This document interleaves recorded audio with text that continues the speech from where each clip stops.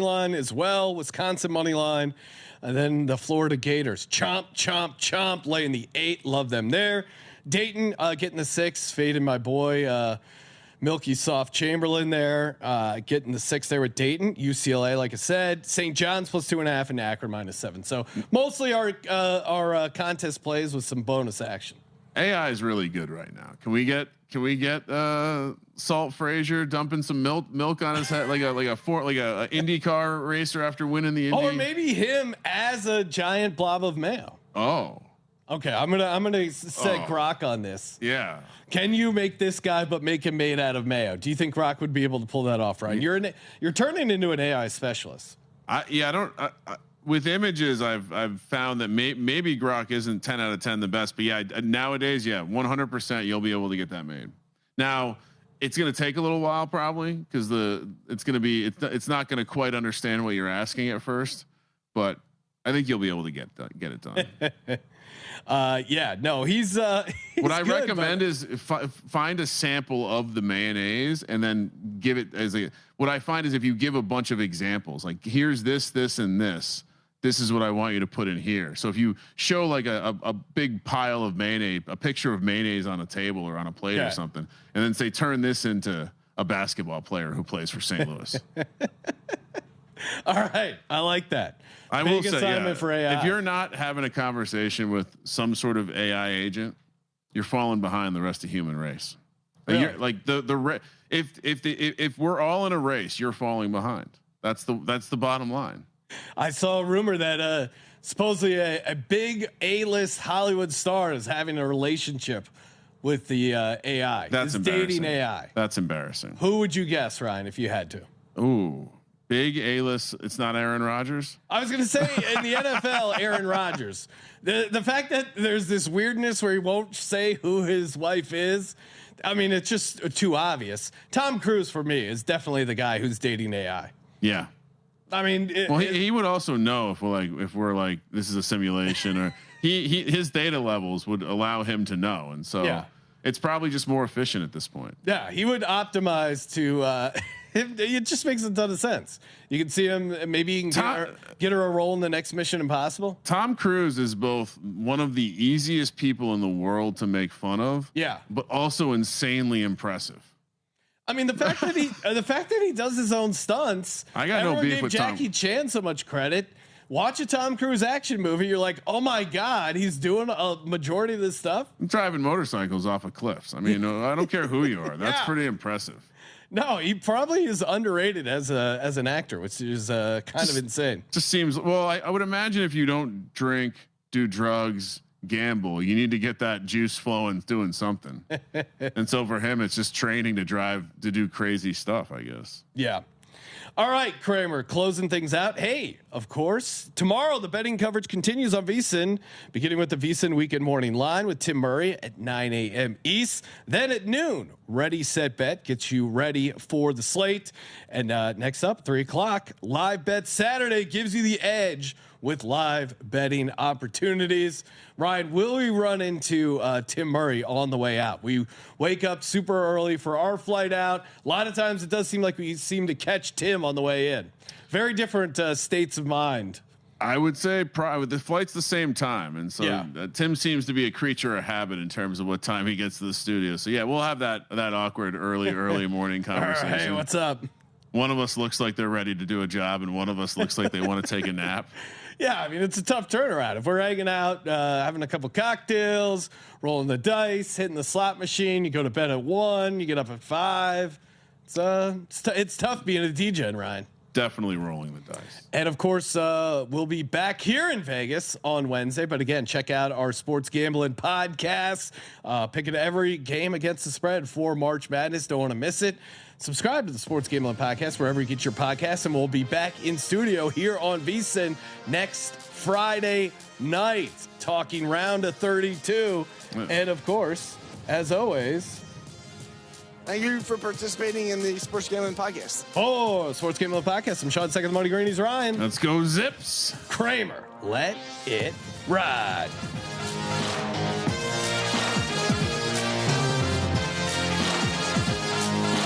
We all hear the radio ads about the IRS. They tell you to be afraid, to be scared, and they try to frighten you into calling. I'm not here to do that. Tax Relief Advocates is different. TRA is here to tell you that if you owe money to the IRS, whether it's $5,000, $50,000, or $500,000, we have a solution. It doesn't matter if you're sitting in your car, at work, or with your kids. No matter where you are, call now. 800-511-5493. Don't lose hope. TRA can eliminate or reduce what you owe to the IRS. Generous programs are now available that can give you a fresh start. Our passion is taxes and helping individuals fix their IRS problems. We have over 1,000 5-star reviews on Google and an A+ with the Better Business Bureau. You don't need to be afraid of the IRS any longer. End your tax nightmare today by visiting us online at TRA.com or call 800-511-5493. That's 800-511-5493. Tax Relief Advocates. Real solutions for real people.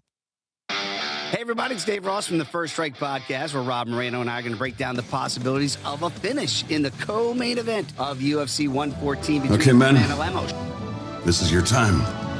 Maybe you didn't choose this, but you're here now. You're going to go out there and be an all-star caregiver. It's up to you. So what are you going to do? You're going to go grocery shopping, cook, clean, be there emotionally and physically. You got to dig deeper. Drive them to physical therapy, doctor's appointments. Don't you forget about the pharmacy. I know you won't, because that's what caregivers do. Don't give up. Don't ever give up. This is your time to show the world, your family, and yourself that you're tougher than tough. Now go out there and be the best caregiver this world has ever seen. Caregiving is tougher than tough. Find the care guides you need at aarp.org/caregiving. A public service announcement brought to you by AARP and the Ad Council. Hi, I'm Danica Patrick and proud aunt. Watching my nieces grow, play, and learn is amazing. But not every child gets to be carefree. 1 in 6 kids in the U.S. are hungry. 1 in 6. That little girl sitting alone at the playground, she can't play like the other kids. She doesn't have the energy because she's hungry. School lunch will be her only meal today. It breaks my heart that this is the reality in our country, but it's something that Feeding America is working to change. Each year, the Feeding America network of food banks rescues billions of pounds of good food that would have gone to waste. This food is then provided to families and children in need. Being a kid should be about using your imagination, learning, and having fun. These children shouldn't have to miss out on simply being a kid because they're hungry. To find out how you can help end childhood hunger in your community, visit feedingamerica.org. Brought to you by Feeding America and the Ad Council.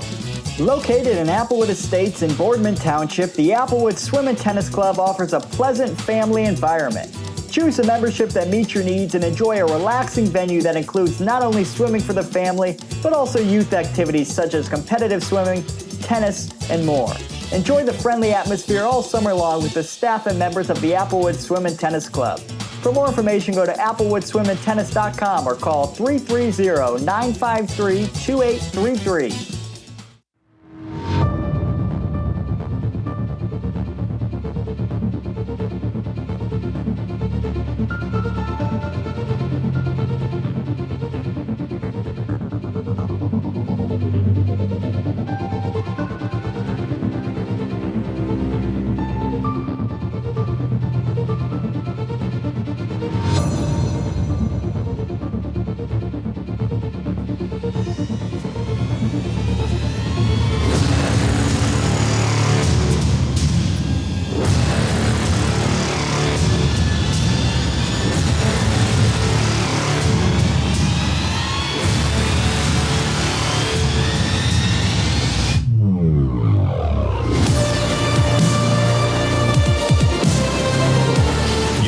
Warren and Salem Sports Talk is on the iMedia1 network. Western Reserve Radio, Western Reserve Radio 2, and City View Sportscast. Western Reserve Radio is the Valley's online source for sports talk and local live events. Tune in and be a part of their live weekly shows, as well as all of the hard-hitting action of Youngstown Phantoms hockey, high school football, and the GDFL. Find them at westernreserveradio.com. Tune in and the Live 365 app to be a part of the area's sports conversation. Be sure to visit them on Facebook at Western Reserve Radio and on Twitter at WR_radio. Not completing high school is more of a social thing than it was an academic thing. Even though all these years have passed, I still had that longing to have my diploma. At age 30, Carissa finished her high school diploma. If you're even considering getting your high school diploma, you can do it. No one gets a diploma alone.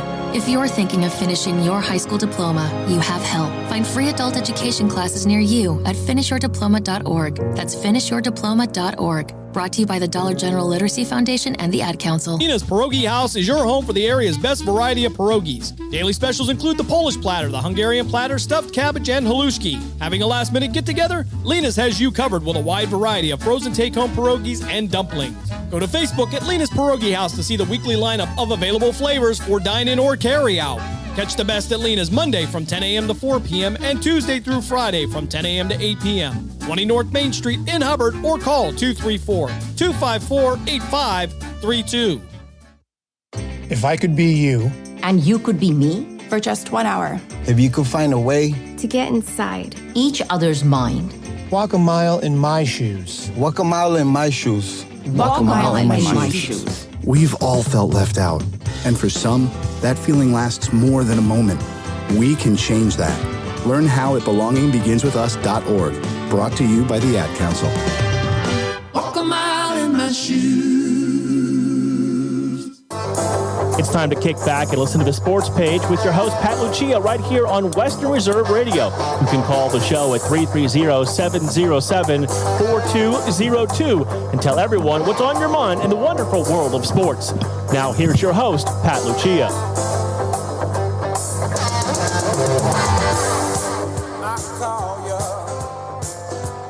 Saturday morning sports page. Pat Lucia, Dave Clark. 330-707-4202. Get in and talk sports. We do it every Saturday morning here. Here, Dave Clark, is Western Reserve Radio. Oh, is there much to get to today? A lot going on this week.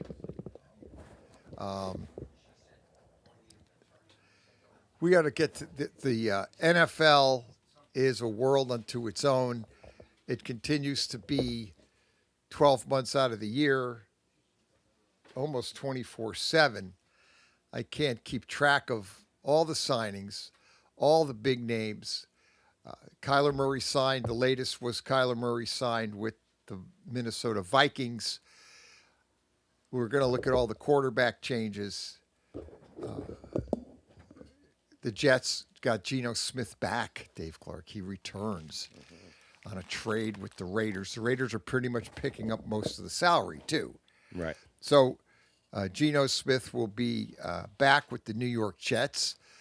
Raiders picking up the salary, same as Tua will compete with Michael Penix for the starting job down in Atlanta. Another deal for the Atlanta Falcons, getting these free agent quarterbacks basically for $1 million. They signed the veteran minimum. It offsets the bulk of the money that they're getting from their teams. In this case, Arizona's picking up Kyler Murray's contract, all but $1 million. Miami is picking up all of Tua's contract, all for that veteran minimum $1 million, $1.3 million. Yep. Right. So Tua is now down in Atlanta. He will compete with Michael Penix. I believe this is the first time in history there's ever been two left-handed quarterbacks on the team, on the roster. They were talking about this the other day. Yeah, they probably forget it. Only other ones that I've ever known, that I know for sure, is the Raiders. Yeah. They had David Humm out of Nebraska and Kenny Stabler at the same time. So that would be the other one. Yeah. I'm surprised they didn't bring that up. They didn't bring that one up. I remember David Humm. But I believe it's David Humm. If you remember him. Yeah, he was a lefty. Yep. And yeah, he was with the Raiders with Kenny, the Snake, Stabler. Yeah. Other than That's that, a good one. I don't remember any. No, I don't know what. Not two. No, not two on the same roster. And the receivers love that because that rotation of football, which is different from a left-hander. Totally. They don't have to adjust. Right. Now somebody made the comment, all the Falcons need is to trade for Dylan Gabriel, and then you'll get... And people are saying that. And they are saying that. They're saying that could happen because Stefanski want to show that this guy's, and they go ahead and get him as to add to that quarterback room. And now you have 3 left-handers. You got 3 guys. Yeah. So that'll be we look at these teams, we're going to even actually look at some over-unders today. I couldn't help myself.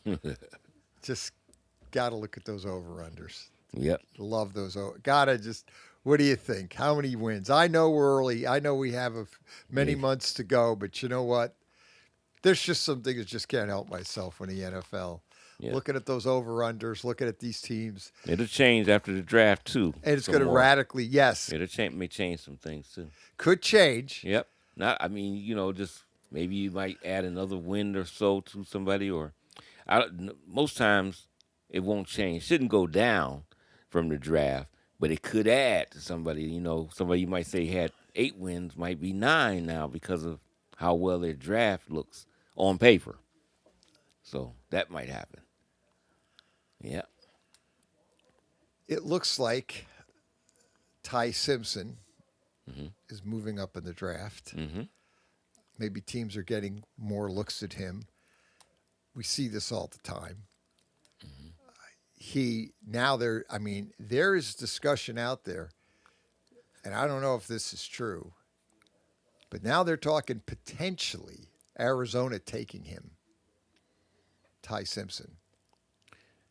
And really, I can't say it's a bad move because I know they still have Jacoby. They signed somebody else in free agency. Another quarterback I thought was up there in Arizona. I had to look at this and see, but they're veterans. Guys that I can't say, okay, I'm hitching my wagon to them for the next 5 years. No, the guys that would be perfect stopgap type guys. So Jacoby Brissett, you bring in a Ty Simpson, get him ready, unless he do a Russell Wilson on us and starts when you might not have thought he was going to start. But that wouldn't be a big surprise there. Especially they did some things in free agency, and we see what they do with the draft too. But I could see Ty Simpson. That's a nice spot. That's early too, isn't it? About 6th pick. Oh, 3rd. It's the 3rd pick. I had to look that up. Yeah, the Browns is, I think, the 6th. Yeah, just the mock order. The draft order. We're going to get to some mock drafts too. We'll talk about the NBA playoffs because they're getting really interesting in these. It's getting tight. Really tight. Like the West is razor thin. 4 teams. I looked it up last night in the West. The 4 teams out there. 3 through 6, there was a game and a half that separated the 4 teams. Yep. That's how thin it is. This is now get the NBA just real quick it doesn't look like you're going to have the 10 teams in each conference are pretty much set. There's a big gap between 10 and 11 in both conferences. So, not to say you rule out the 11 team getting in, but highly unlikely just because the way the NBA plays, the 11th team in both conferences would have to go on some incredibly wild run and hope somebody really starts to lose a lot of games. It's just hard to do when you're 5 games and they're like, I believe, 20 some odd games left. Mm-hmm.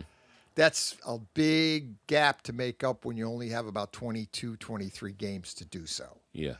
So we'll get to that.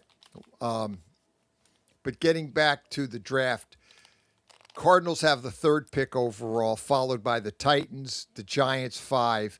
Raiders and the Jets are 1 and 2. We know that. I think the Raiders are a foregone conclusion.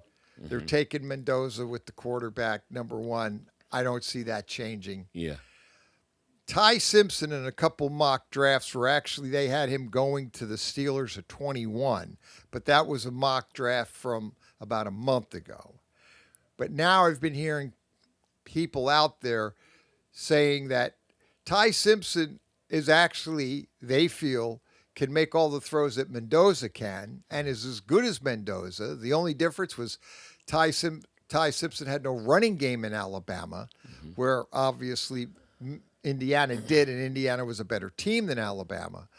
But they felt that if you took a Ty Simpson and put him on Indiana, he would be just about as good as Mendoza with the team. They're just, again, we love to speculate and throw all this stuff around. So bottom line, though, is even though Ty Simpson has not played a down, he is basically moving up on that draft board. Now we are about a month, 5 weeks out from the draft, 5.5 weeks out. So between now and the draft, I won't be too shocked because we see it with quarterbacks especially.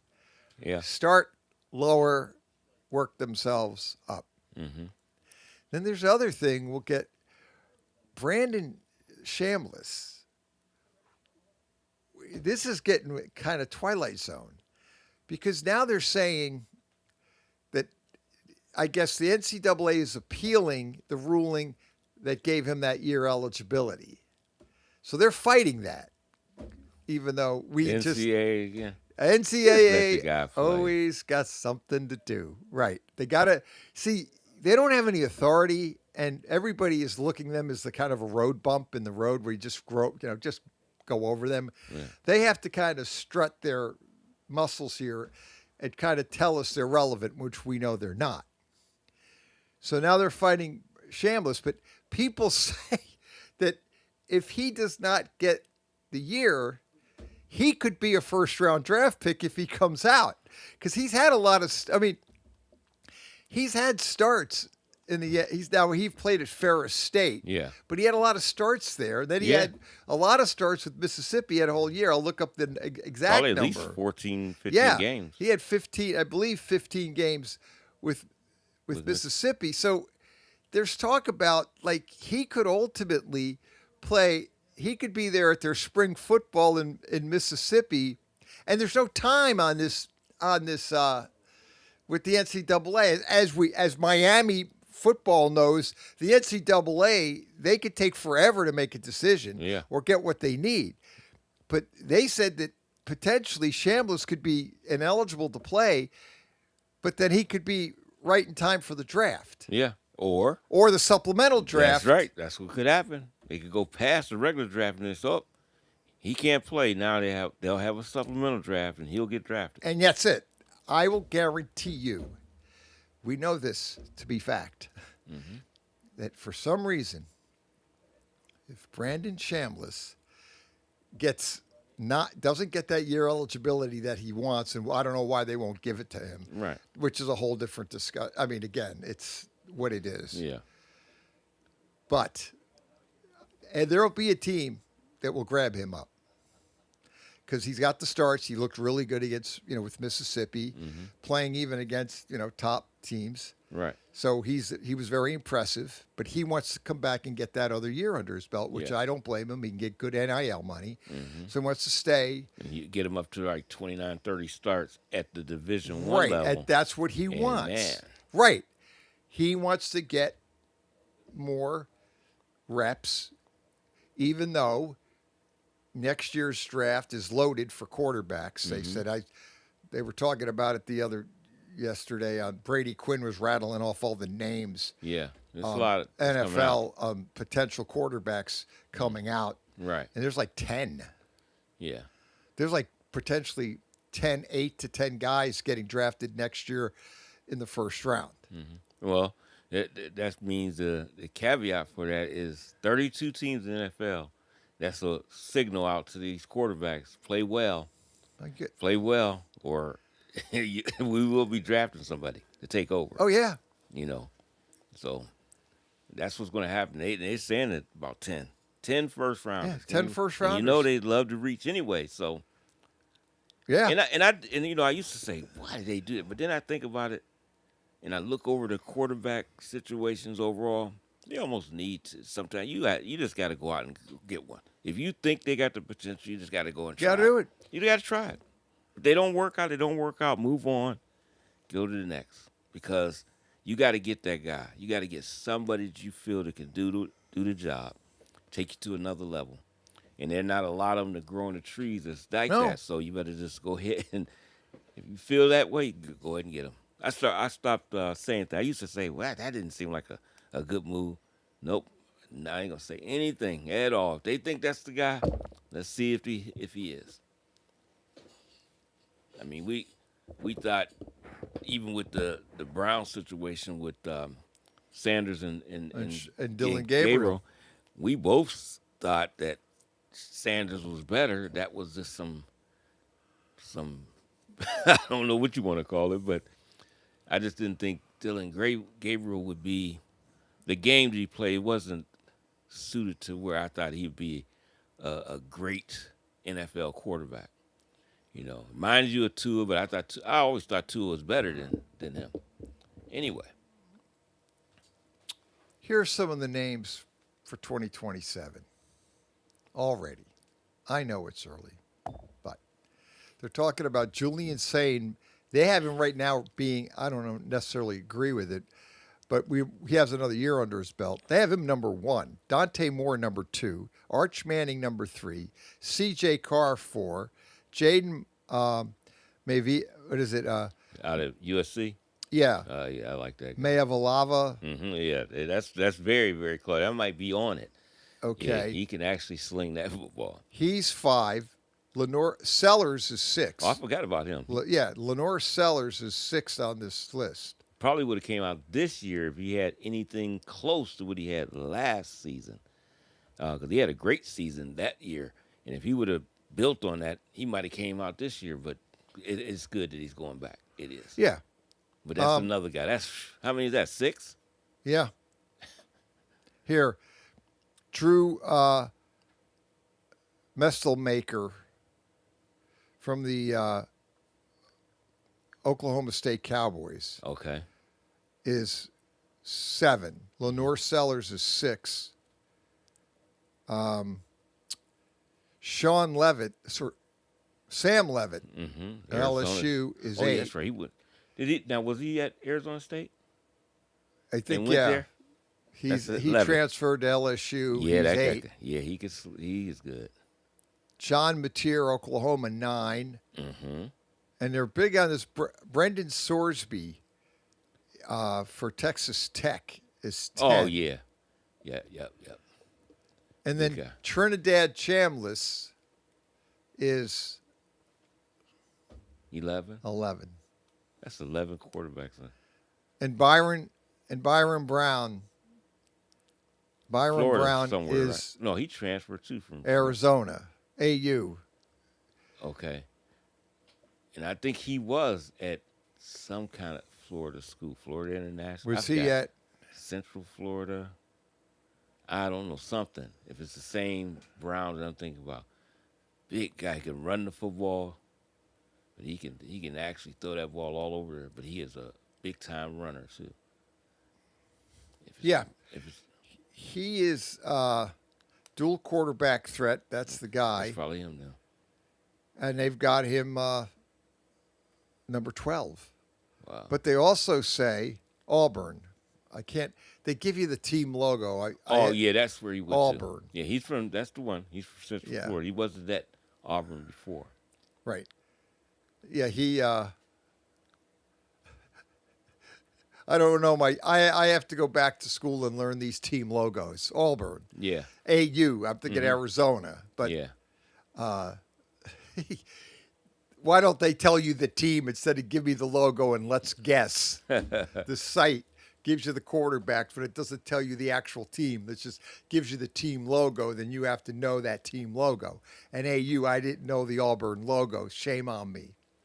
But he's 6 foot, he's 231, and he can move around. He's big, he's strong. Now he doesn't have the height because everybody likes the quarterbacks to be a minimum of 6'2", but he's only 21 years old. He'll be 22 in September, so he'll be ready to go. Mm-hmm. And so you have. I love that. That's 12, right? Yeah, I love the woodwork guys, ones we don't know anything about. We got to watch college football next year. Yeah. And these guys might have already done had starts, and all of a sudden they come out of it like, what in the this guy is? I always love that though. Every position, I love that from every position. Yeah. You got these, like I said, and there's Trinidad Chambliss. What I called him Brandon? No, it's Trinidad. Yeah, yeah. Not Brandon. Jeez. Well, who is Brandon? There is a Brandon Chambliss. There is that baseball? That's not baseball. I know it might there be is football. It is. There is. I don't know who that is though. That's true. Yeah, I was calling him Trinidad. It's Brandon. It's Trinidad, but not Brandon. I remember Brandon Chambliss, but I don't where know what he does. Is it golfer? It could be that. That might be it. It might be. It's something in sports. I think it is a golfer. It's in sports. I wonder if Trinidad can play golf. I bet he can. I bet he's a scratch golfer. Too bad I can't. Hey, Trinidad, go him up. Hey, Trinidad. By the way, how can you play golf? Anyway, that's what you got. Trinidad. He's going to be basically in a situation. He's going to have to make a decision, or the NCAA is going to ultimately make a decision. I can't stand them. Which we don't like. Yeah, I just don't like them being they involved. just They just cause so much chaos. But Trinidad Chambliss is in a good situation where I think he could end up getting drafted if he doesn't make this April draft. He'll get the supplemental draft. Mm-hmm. Yep, that's what'll happen. And then someone will pick him up. Right, and teams understand that.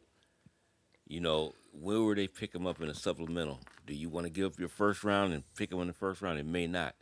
But somebody take a chance second and third round to take a supplemental quarterback. Not too many do it in the first. I think Bernie Kosar was as a supplemental. He was a first Bernie round. was a first-round pick. In the supplemental. Supplemental and by they didn't the care Cleveland. because he would have been a first-round pick. So Cleveland went on and took it and forfeited their first-rounder for the following draft because they wanted him now. They wanted Bernie now. So they weren't going to wait. Right. And it was a great pick. And that obviously worked it out worked well out, yes. for everybody, especially Cleveland, no doubt. So next year's quarterback class is loaded from all the experts. Mm-hmm. So that's why some folks said that Dante Moore should have come out this year but they still have him rated number 2 next year. Yeah. I'm not sure. I've seen Sane play for the Buckeyes. Julian Sane's a good player. I'm not sure he's the number 1 quarterback, though. Yeah, yet. I mean, that's the thing I thought. I gotta thought he wait. played better as the season kept getting better. Yeah, and he better improved, the right. entire season. But can you say he's the first? I don't know. I think he needs this season coming up. And if he could play steady all the way through and improve as he go again, he might be the first quarterback. He could be then. the first. But I mean, just to do that, and then I hate when they do it. And I hope he doesn't pay a lot of attention to that. Don't get caught up. No. Just focus on playing well and doing your job, because that's what sometimes guys look into that and then lose focus. Well, Arch Manning will definitely. He might zoom back. Actually, playing bad as he did early on is a blessing in disguise, because he come back a lot more comfortable next year or later this year, and might really just soar and be the first quarterback taken. So, So, and I think everybody looks at him as kind of like, obviously the genes, the grandfather, and then obviously his 2 uncles. So you look at him and you know he's going to be a top 5 pick. Yeah. Anyway, so I mean, you're just going to be, if Dante Moore goes to Oregon, improves, and then obviously Julian Sane looks like he will improve. You feel there are systems that they can in college football shouldn't really make theirs go the opposite way. When you look at their season, it should not go the opposite way for them. So no. I think both of those guys will still be great this season. So, yeah, and you got these guys. I mean, you know, and like I said, C.J. Carr from Notre Dame, Arch Manning 6'4", C.J. Carr 6'3", and they're all size-wise. Dante Moore 6'3". Now Julian Sané listed 6'1". I don't think he's 6'1". He'll look it. But he looks. When I look at him, the guy size that he reminds me of is Drew Brees. Yeah, that's what he looked like. He don't look small like other guys, like a Kyler Murray. He just looks like that guy that just barely makes that height range, but he could still make all the throws he could see, and he knows how to throw in lanes. And you know, you could tell the difference in them sizes. Now Moore, he does look like a guy that's Moore's a big kid. Yep. So I even think he's some guys is going to be. Yeah. I think guys are going to be like future could be good in the NFL. Same thing like Will Howard. I didn't think he was a first round, nowhere near none of that. But if he's on the right team, like he's at Pittsburgh, they groomed him for a whole season. Now you never know.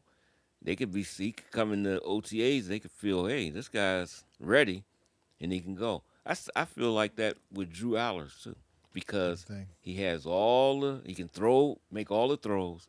Size, there's no doubt about that. He's about 6'5". Right, he's a big kid. Yeah, and if he gets healthy, get with the right team, he could be an asset too.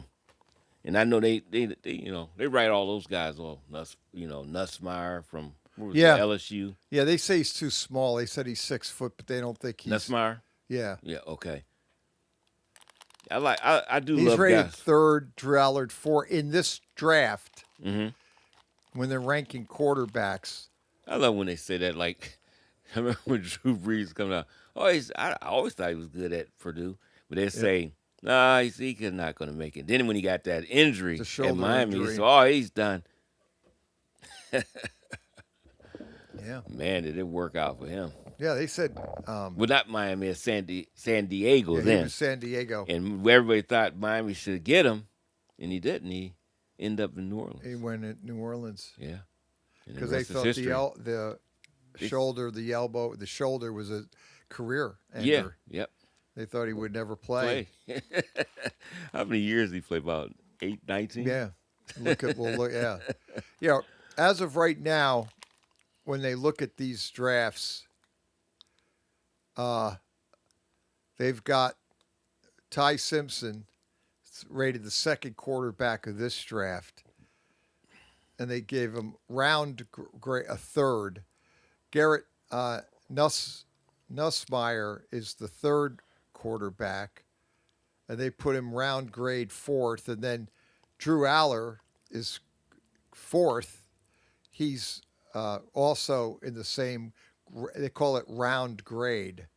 Okay. Drew Allard and Nussmeier are considered, I guess, a fourth rounder.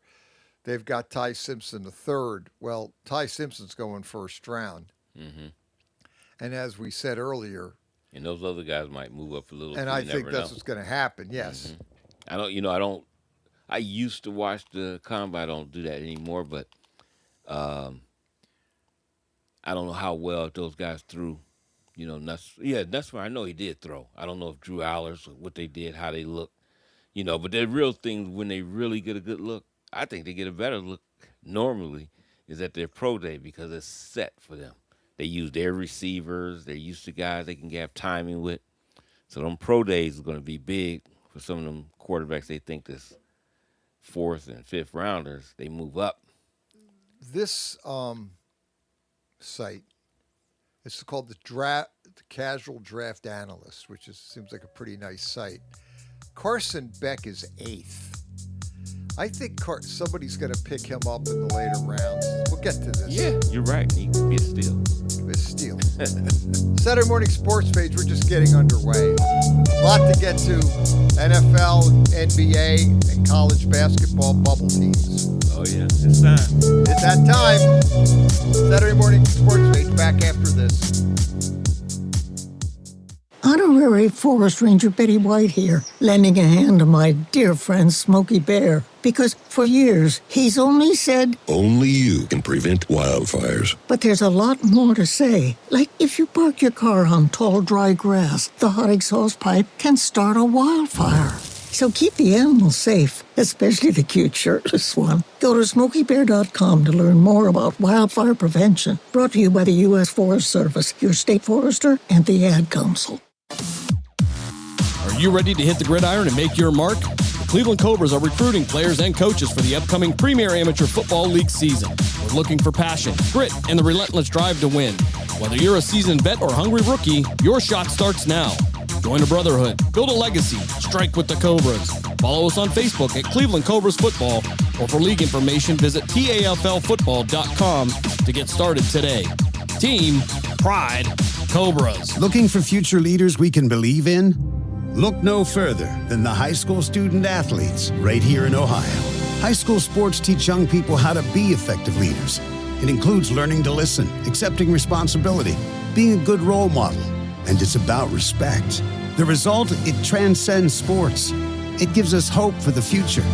This message presented by the Ohio High School Athletic Association and the Ohio Interscholastic Athletic Administrators Association. The year was 1907. The Cubs won the World Series and the Ford Model R hit the assembly line. While here in Ohio, school administrators came together to form the Ohio High School Athletic Association. One thing that hasn't changed since 1907 is the dedication of the OHSAA to education-based athletics in Ohio. School sports teach responsibility, sportsmanship, and life lessons that stay with students long after their playing days are over. The OHSAA seeks to prepare students not for the next level of sport, but for the next level of life.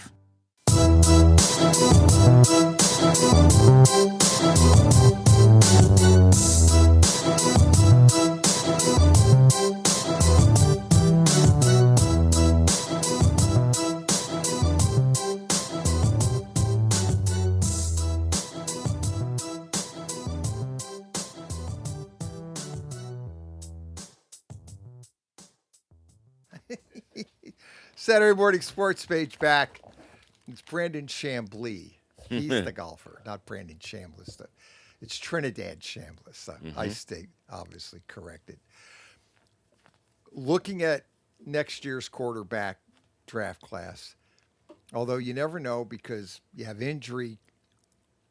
Maybe some guys just don't play that well, or they want to come back another year, but at least jumping ahead to 2027, the quarterback class looks really impressive. So this quarterback class, not so much, but as we've always said this, sometimes they fool you.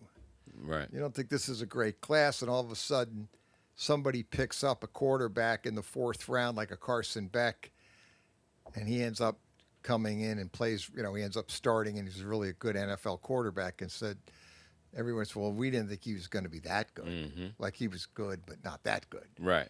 So we see that all the time, especially I think at the quarterback position. You get some of these guys that get drafted later on, and they're almost an afterthought. They get with the right team, the right system. Yep. Things work out. And things work out really good to their favor. Mm-hmm.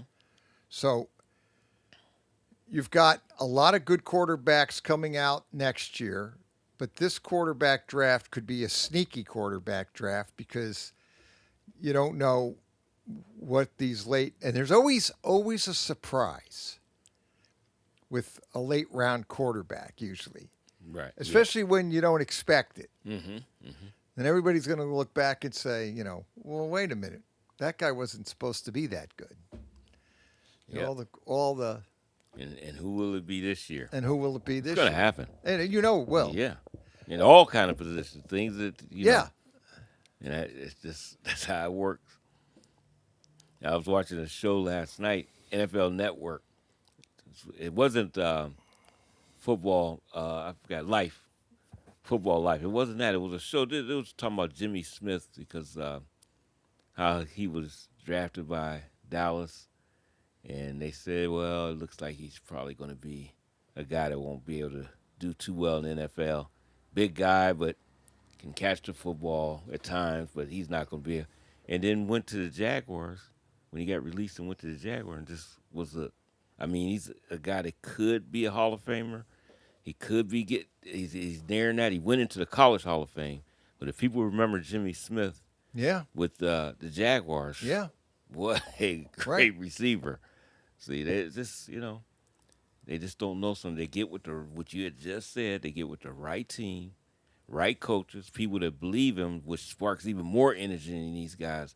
When guys show that they really believe in them, and a lot of times that spark those guys go to another level. So just like before we was on this show and Jim was talking about Shador, you got to give him credit to be able to play through a situation like that. That I never felt that Stefanski really had confidence in him being the quarterback. I'm pressured into doing this, but he get a guy that said, "Hey," first time he meets him, he said, "Well, I finally got you now. He's the one that wanted to draft Shador. He wanted Baltimore to draft him to be Lamar's backup." Right. And if you remember, Shador said he didn't really want to go there. Because he didn't want to. He knew if I go there, I'll be a backup. He said, but I'll be backup for years. He says Lamar's not old. He's going to be here forever. He's going to be a while. Right? He'll be a while, So he didn't want to go there. So he already has a guy that believes in him. Now I think Monken is going to be fair enough to look at all his guys, but he's a guy that makes you just feel a lot different than when you can feel it that you didn't have that support from his head coach. But he went out there and performed the best of his ability under those circumstances. Well, they weren't, and that's the thing too, is they were a flawed team. They didn't really have a very good line and showed up. And didn't really a good receiving core. And they didn't really have the tight receivers weren't that good. The rookie tight end was great. Fannin. Oh, they had a great draft period. Cleveland had a great draft. It's just that the line was old, got old, and had problems. Yep. And the quarterback it was just to throw Shador out there with that line, and the wide receivers were either injured or not that well. They had too many problems, and it was a flawed team. Yep. But I think Shador did show you he could make throws, and there were times he looked pretty good. And I always said, really, when you think of it, where Shador Sanders came into a situation, wasn't a great line. They didn't really have a great running team. There was a really flawed offensively, even great defense, best defense maybe in the league, but really flawed offensively. But I saw where Shador played like a rookie, but I thought he played pretty good considering he was on such a kind of a flawed offense. And he made some good throws. He showed you at times, he could do the right things. And granted, sometimes he made rookie mistakes. But I think when you see the overall picture, and I always go back to a guy that you picked up in the 5th round. Yeah. You got a guy, and you got him on the 5th round contract. I think you got a potential steal. You just have to now maybe go out and get offensive linemen, which Cleveland is now doing, which they needed to do anyway. Mm-hmm. Well, now they seem like they want to build a team around him. Right. But the only thing I always say, it's Cleveland. And it's like, I don't know who, but the team that's at the head of the class is the Jets for that. They're the ultimate Murphy's Law. I mean, you're already talking about, Aaron Glenn. How long is he going to make it through the season? Yeah, no.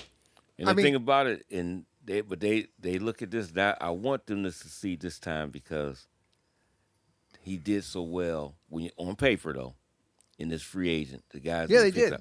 I mean, they brung in guys. Well, they got Geno Smith back. Yeah. Well, I looked at their linebackers. They linebackers get Demario Davis, who used to play for them a long time, when they were good, when they were decent at least, having an opportunity to get into the playoffs and different. They was on that cusp, but to get him back from the Saints, and I forgot who else. They picked up a couple more guys that can play. Well, yeah, here they got the Jets. These are the trades. Let's see. They traded Jermaine Johnson to the Titans, but they picked up Geno Smith from the Raiders. and they picked up Minka Fitzpatrick That's right. from the Dolphins. Mm-hmm. That's a big upgrade at safety. And they needed that. So, I mean, here's some of these are some of the listed trades. The Jets traded Jermaine Johnson to the Titans, but then they got, again, flip-flop, and they got for Devontae Sweat. So the Jets got Devontae Sweat from the Titans. The defensive lineman, right? Yeah. Yeah, he's good. He's a good run stopper. And then they picked up, and then obviously the Bears traded DJ Moore to the Bills, which we know that. We talked a little bit about that. But then the Patriots got Garrett Bradbury from the Bears. Packers traded Colby Wooden to the Colts. And then the Colts the Packers traded Colby Wooden to the Colts. And the Colts then traded Zaire Franklin to the Packers. Which is a good pickup at linebacker. And then you've got the Bills traded Teron Johnson to the Raiders. And a big, big move that everybody was chirping about, because we haven't even got to the Max Crosby mess, which we're going to get to that. Rashad Gary, instead of the Cowboys signing Max Crosby, they turned around and they traded for Rashawn Gary from the Packers. Yeah. So that's what they were looking for, and that's what they have. Yeah, that will help them. And that's going to help them. And then one of the big transaction, and you got everybody talking about in Pittsburgh, is the Colts turned around and traded Michael Pittman to the Steelers. So now the Steelers have Michael Pittman and Metcalf. Two of the most big physical receivers on the outside. Right. Big guys. I mean, so moving forward, and then they picked up somebody that's Rico Dowdle, right, at running back. Right. So they upgraded. And if they can get that offense and the defense is ready to play this year, well, I never look for them to just be completely out of it, like they're going to be washed up. They make a comeback. Oh, they will. I mean, I think, and obviously the talk is they're going to keep Rodgers now. Right. Yeah. Yeah. And they want to get it. If he decides to play, no, we're still waiting. Mm-hmm. Then the other question is going to be, if he doesn't, what do the Steelers do for quarterback? People are then talking, where is Will Howard on the development scale? Yeah. Could Will Howard be the guy, or does he need to sit another year? So and I know that's what McCarthy going to be looking into, because I know he wants Rodgers because it'd be an easy transition, but don't wait, Rodgers to take you so long where you be left out in the cold. The main thing is to find out if Howard is ready. You think he can handle it, then you could go ahead and be patient in your waiting. You still add a veteran, but if you don't know if Howard ready, you got to get somebody that can play on there in that quarterback room just in case Rodgers doesn't come back. Well, and that's what they're going to have to decide, if Rodgers, what's their plan B? Yeah, it's got to be ready for it. You got to be ready to see if Rodgers doesn't come back, because then you have really Mason Rudolph and Will Howard on the roster. And is Mason actually on it, or is he done a free agent? But if he's on that roster, then you do got a guy that is a veteran enough to get you going in some way. But the defense got to go back to their old level of defense, and that's going to be key for them. And that defense can play at another level. That would help that quarterback, whoever that is. Even Rodgers, but it would definitely help if it's Rudolph. Well, it looks like Rudolph signed a 2-year deal in March of 2025.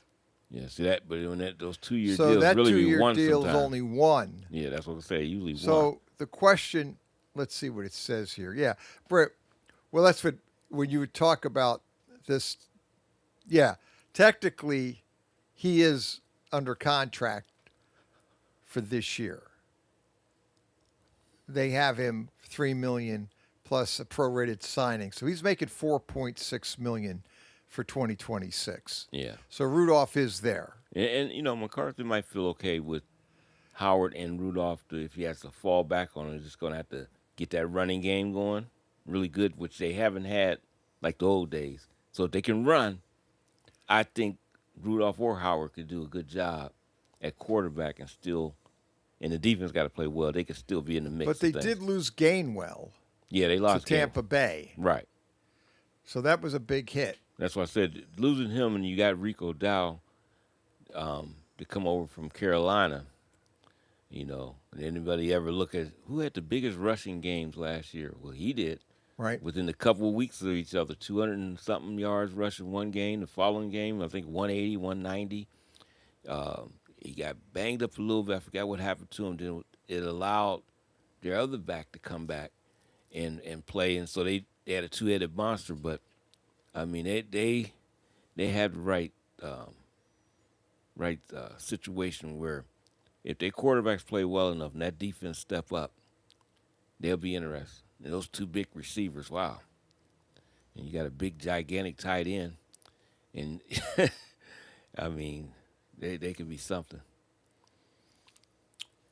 Other signings on here, the Browns, as you were saying, the Browns kind of loaded up the roster here. Mm-hmm. They re-signed Jenkins. Okay, yeah, he played decent last season. And then they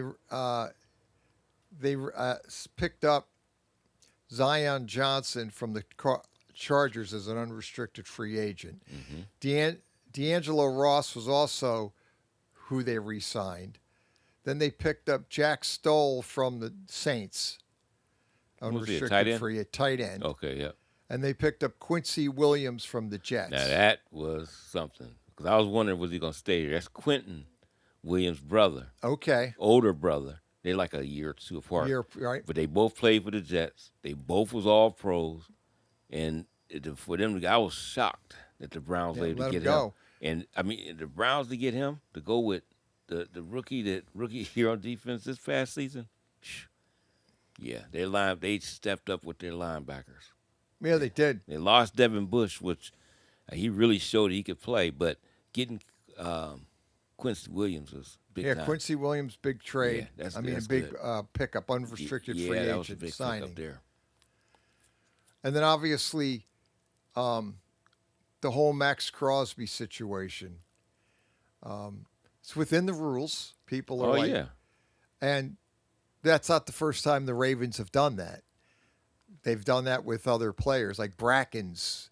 They were going to trade for Brackens, got him in the physical, and then they said no. Well, it's the only thing they did, because the people said that too. It says first. They talking about that was the first. It's the first time they ever traded first round draft picks. Right. That's just something they don't never do. Right. They don't do that. Yeah, and they did it. They was giving up 2, and they got a little shaky, nervous. Because will the meniscus be right? Well, then Fredericks, what's his name? Hendrickson? Yeah. Was out there. Right. So they ultimately figured, hey, wait a minute. We don't have to give up anything for this guy.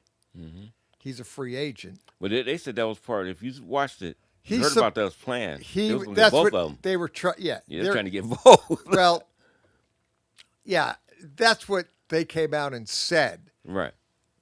They were going to get Crosby and I see how they was going to do it, because they can.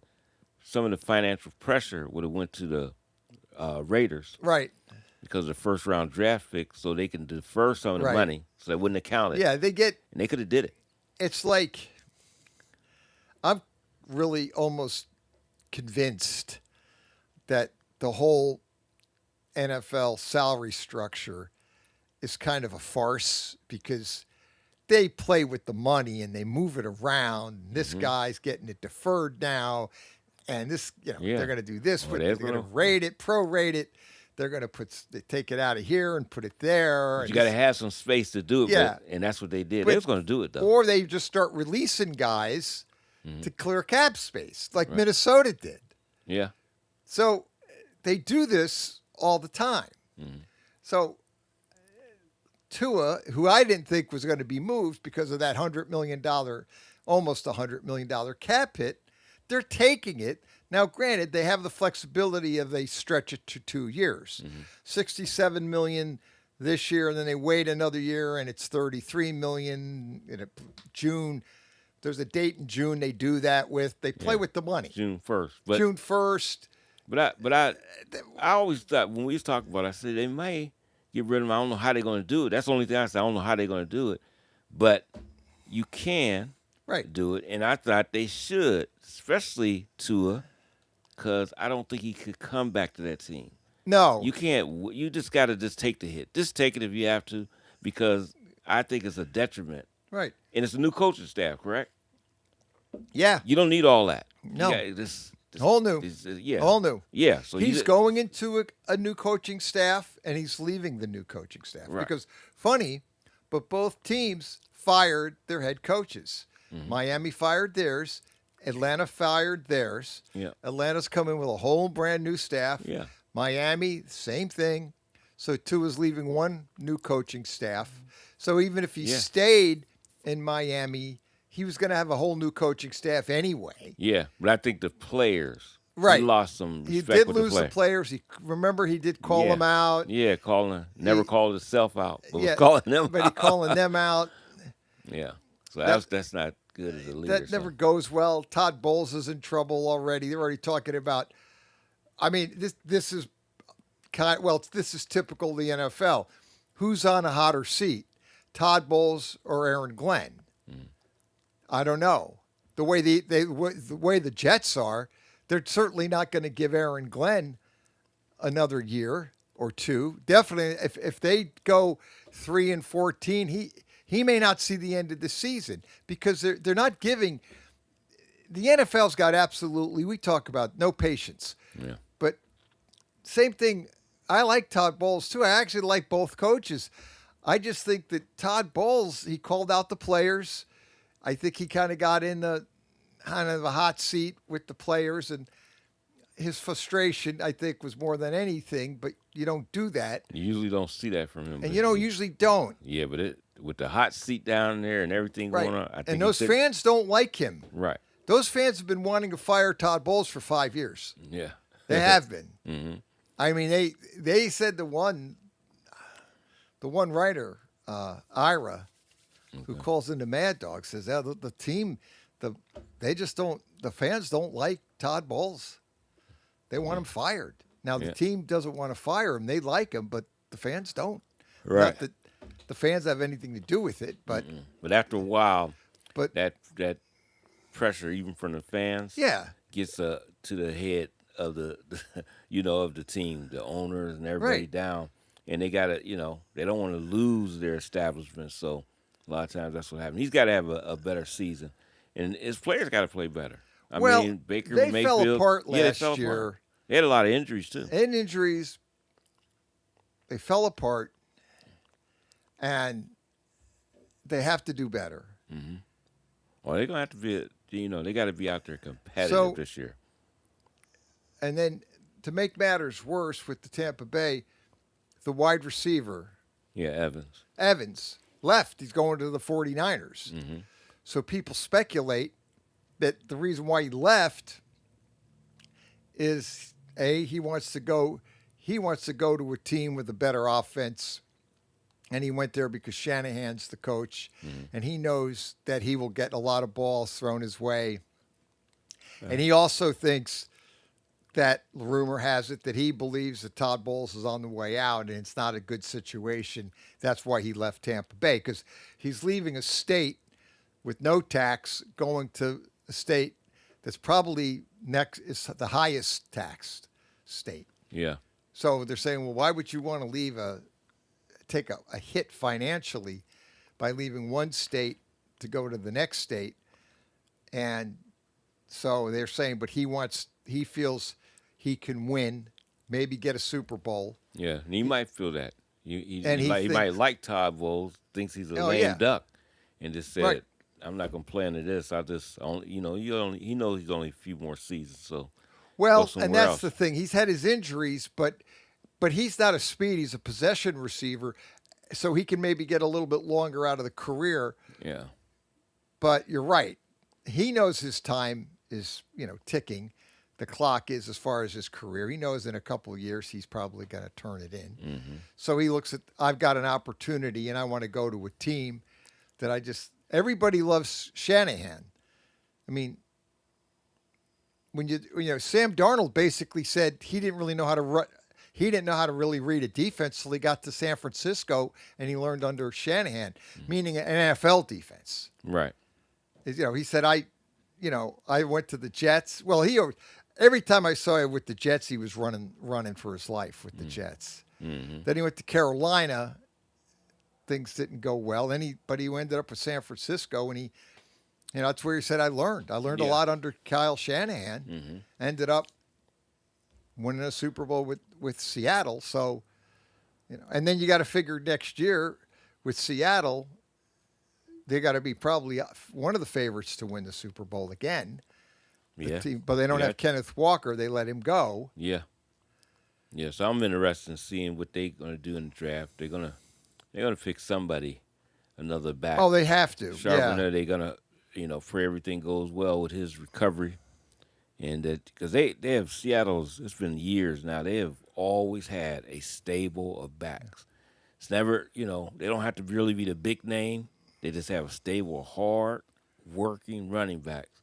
And I believe they'll do it again. There's somebody who it's going to be. I don't know, but it'll be somebody for the Seattle. Yeah, they have to. They will have to go out and get another complimentary back. Yeah, and I know they will. That's just something that Schneider does. He always finds guys, whether it's in the draft, free agency, or you don't pay that much attention, and these guys fit perfectly for their offense. So I know I got the confidence he's going to do the same thing. That's going to be interesting. It's going to be interesting over there because the Rams, they're going to still be coming. I know San Francisco, they get better on defense and their offensive line upgrades. They're going to be back in the mix. Well, speaking of Kenneth Walker, he's now a Kansas City Chief. Mm-hmm. So it looks like the Chiefs trying to rebuild the team, and they're going to need to give Mahomes some help. Mm-hmm. I think they definitely need it at the backfield. Definitely.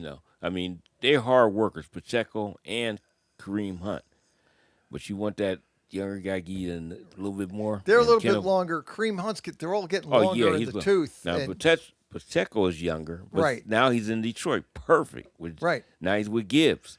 Yeah, because he took over Montgomery. He went because Montgomery went to Houston. Yeah. Now that's a team that this they got me. I don't understand them, the Texans, because they lost. I think they allowed their next best offensive lineman to go this year. Last year was in it Tunstall. And then this year is Howard. He's at the Browns. He went to the Browns on a trade. The guy only allowed, I forgot they said 2 pressures and 1 sack whole season. He played even the year before. I mean, how do you do that? It's just, hopefully they got something in mind. And I love their coach, but they're going to have to get on that offensive line. They got to improve that because, what we seen last from Stroud, he doesn't need extra stress running for his life. He can't have that. So hopefully they'll get that all. They've got, in the mock draft, they've got the Houston Texans taking offensive guard out of Oregon, Emmanuel Pegnon. Oh, yeah, that's a big from Oregon. So they have the mock draft of him going. Yeah. They got to But they have to, you got to figure they have to look at, it says here, they've had a long-standing offensive line problem, but the tackles look set. They've got a young left tackle, Ursay, Okay, yes. And then the other right tackle is Braden Smith. Oh, yeah, he's not that bad either. And they've got an offensive guard, Ed Ingram. Okay, and then they draft a guard because that'll take Howard's spot because he played guard. Like, he plays anywhere on the offensive line. And then they go to the court and you get the rookie out of Oregon and draft him. Right, yeah. So they're trying to round the offensive line into shape. They do that, there'll be trouble. Your home for PAFL football is the iMedia1 Network. Western Reserve Radio, Western Reserve Radio 2, and City View Sportscast, Youngstown, Ohio. During the fall and winter, grilling season never ends, and Gessler Propane is your local supplier that makes sure you get your hard-earned money's worth. Why go to gas exchanges to pay higher prices for tanks not filled to capacity? Gessler Propane makes sure you're prepared for year-round grilling with 100% filled tanks at a reasonable cost. See Bob Monday through Friday, 10 to 4, and Saturday, 9 to 3 at Gessler Propane, 702 Youngstown Poland Road, Struthers, or call 330-755-9119. Gessler Propane. They got gas. Are you ready to join the legacy? This is your chance to become part of something special with the Youngstown Patricians. Honoring the proud football tradition of the Valley, we're on the lookout for talented post-high school athletes who want to make their mark on the field. Whether you're a seasoned high school athlete, college, or former professional player, develop your skills and become part of a team that values hard work, dedication, and community spirit. Don't wait. Begin your path to the gridiron by visiting youngstownpat.com or contacting us on Facebook at the Youngstown Patricians. Be bold, be legendary, join the Youngstown Patricians today. The Village Tavern's been a beloved local landmark in Hubbard, Ohio for nearly a century, and now it's better than ever. Recently renovated and still serving up the same warm hospitality, the Village Tavern is your go-to spot for great food, cold drinks, and a laid-back atmosphere. Whether you're stopping in for dinner, catching up with friends, or just looking to relax, you'll enjoy a full menu of American favorites, rotating drink specials, and friendly service that makes every visit memorable. Be sure to visit the Village Tavern at 746 North Main Street in Hubbard, right next to Repair That Glass. To learn more, go to villagetavern3.com. Here's a fun fact for you. The average chameleon can point their eyes in 2 different directions. On the other hand, the average human can't. So unless you're a chameleon, there's absolutely no way you can focus on texting and driving at the same time. So don't do it, unless you're a chameleon. Visit StopTextsStopWrecks.org. A message brought to you by the National Highway Traffic Safety Administration, Project Yellow Light, and the Ad Council.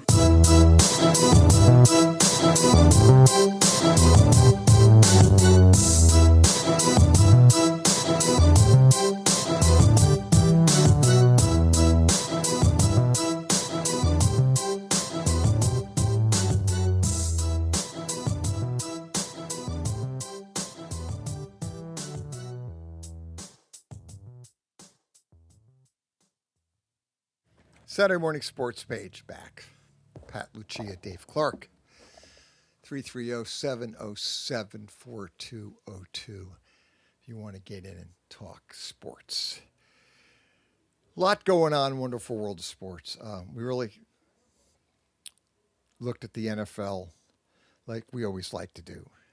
First hour, focused in on.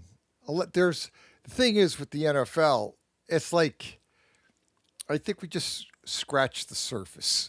Mm-hmm. Mm-hmm. I mean, you've got all these teams this time of year, as you said coming in here, your brother, which so, accurately hit the nail on the head. Yep. This is like the veteran draft. Yep. That's what it is. And March is the veterans. Mm-hmm. April will be the rookies coming in. And these rosters, just one thing is so obvious with the NFL. I would say most of the contracts, Brady Quinn kind of referred to this too, and most of these contracts are all one-year deals. When you look at the overall players that move around here, and the money is funny money because they move it around. Mm-hmm. And I know teams are severely got cap issues, Minnesota, but they cut a bunch of guys for cap space or renegotiated contracts. Yep. And at the end of the day, they always seem to make things work out. Yeah, because they cut Aaron Jones. Right. And then re-signed him. To a lower contract. Right. And they probably they move the money around. They move some to bonus where you can be a bonus and stuff. Right. So it's a lot of ways to work. It's just like life. They move stuff around. They do little things. A lot of stuff around with these contracts. Yep. So I know they get in cap trouble, but then they move it around, cut either players or cut them and bring them back under a different contract. So the player gets the same money. It's just different. Mm-hmm. So they figure that all out. And like Brady Quinn said, when they talk about contracts, when they say how much they signed for, goes focusing on the guarantee money. All the other doesn't matter. Focusing on what is guaranteed. That's what counts. When they said like Daniel Jones signed an $88 million contract for 2 years, he went from a transitional tag of $37 million, and he signed an $88 million contract with the Colts to stay there for 2 years, and yet he's coming off an Achilles tear and a broken leg. Now that one, obviously, I'm assuming the broken leg is obviously going to be a quicker heal than the Achilles. Right. But I'm surprised that they say he's going to be back, though, this year and play. So is Mahomes. Right. And Mahomes is supposed to be ready by starting day. Yes, it's unbelievable what they could do And nowadays. the rehab, and they said he's a rehab monster. He will rehab, And off another, speaking of Jason Tatum with the Celtics is back. He had the Achilles tear last year with the Celtics when they played the Knicks. Well, he's back. He's playing. He looks pretty good. We'll get to the NBA. But the point is, it seems like with these Achilles tear, either the surgery's a lot better, maybe it is, but the rehab is a lot better. Maybe they know a lot more now than they did 10 years ago. And now, again, I go back to LeVar Arrington because I listen to him every day. He and Brady Quinn and Jonas Knox, a great show. 2 pros and a cup of Joe. But LeVar Arrington said that ruined his career. He could not come back from the Achilles tear because he could no longer have the speed and move the way he needed to move. And I just think that had he torn it now, his career might have continued. Like he wouldn't have had, that would not have been a career ender. Right. But that was almost 20 years ago. So the point is that it's just now, though, these guys are having these tears, but they're just getting back, and they're getting back within a year. Like Daniel Jones tore his Achilles in like October, November. Yeah. And he's going to supposedly be back sometime in the regular season. Yeah. They're saying it. I mean, things are just different. I think one guy I think about, and it didn't happen that long ago. It's a little bit back, but he's a workout maniac. Was Adrian Peterson? Right. He tore his ACL, MCL, and something else, and then a small partial tear of the Achilles. They saw his career over. He came back the next season and rushed for 2,000 yards, and really, right there, he could have won the rushing title. I forgot what happened that last game, but he had 2,000, I think, and 89 yards.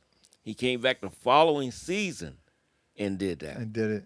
That's just, and then he kept on playing. Washington, a he couple other players, and he kept on playing. Yeah. Unbelievable. But that would have never happened way back. No. And then just think if he had the technology now, even back, 10 years ago. Yeah, that was 10 years ago. Yeah, he probably been playing at a high level. I mean, it's many crazy. years ago, I remember back growing up as a kid, Achilles was he was over with. Done. Usually a career. Yeah, that's usually it. These guys didn't recover from it. Yeah. And they got better with the rehab, and then they came back, but it was usually a good year to 2 years. Where you see that player that you once seen before, but no. Now these guys come right back. Like Dan Marino was never right after he tore his Achilles. Yeah, and that's why he went on to retire. He said he couldn't plant and throw the ball like he wanted to. Throw the ball like he could. That quick release to get rid of it. Yep. And he got out, but he wasn't the same player after that. Yep. And that's what I mean. It's just like now these guys, like I said, basketball. Tatum is back with Boston. He's playing good. I watched the game the other night, and he looked good. I mean, and then they rested him one night, which makes sense. Yeah, makes sense because you definitely coming into the playoffs, and he's coming off that Achilles, so you do want to bring him along, but you don't want to overdo it because you don't want to re-injure it. So, but the point is now, that's going to give the NBA a whole different picture in the East because I think Boston now is favored to win it in the East. Yeah, that's what they're saying. With him back and the way they're playing, but the combination of that, but the East is kind of still, I think, personally up in the air because I know. You just don't know. Anybody can catch fire. Can Cleveland or the Knicks catch fire? We know Detroit could play, so you just don't know. Yeah. Bottom line is, let's go to basketball. We talked a little bit about this.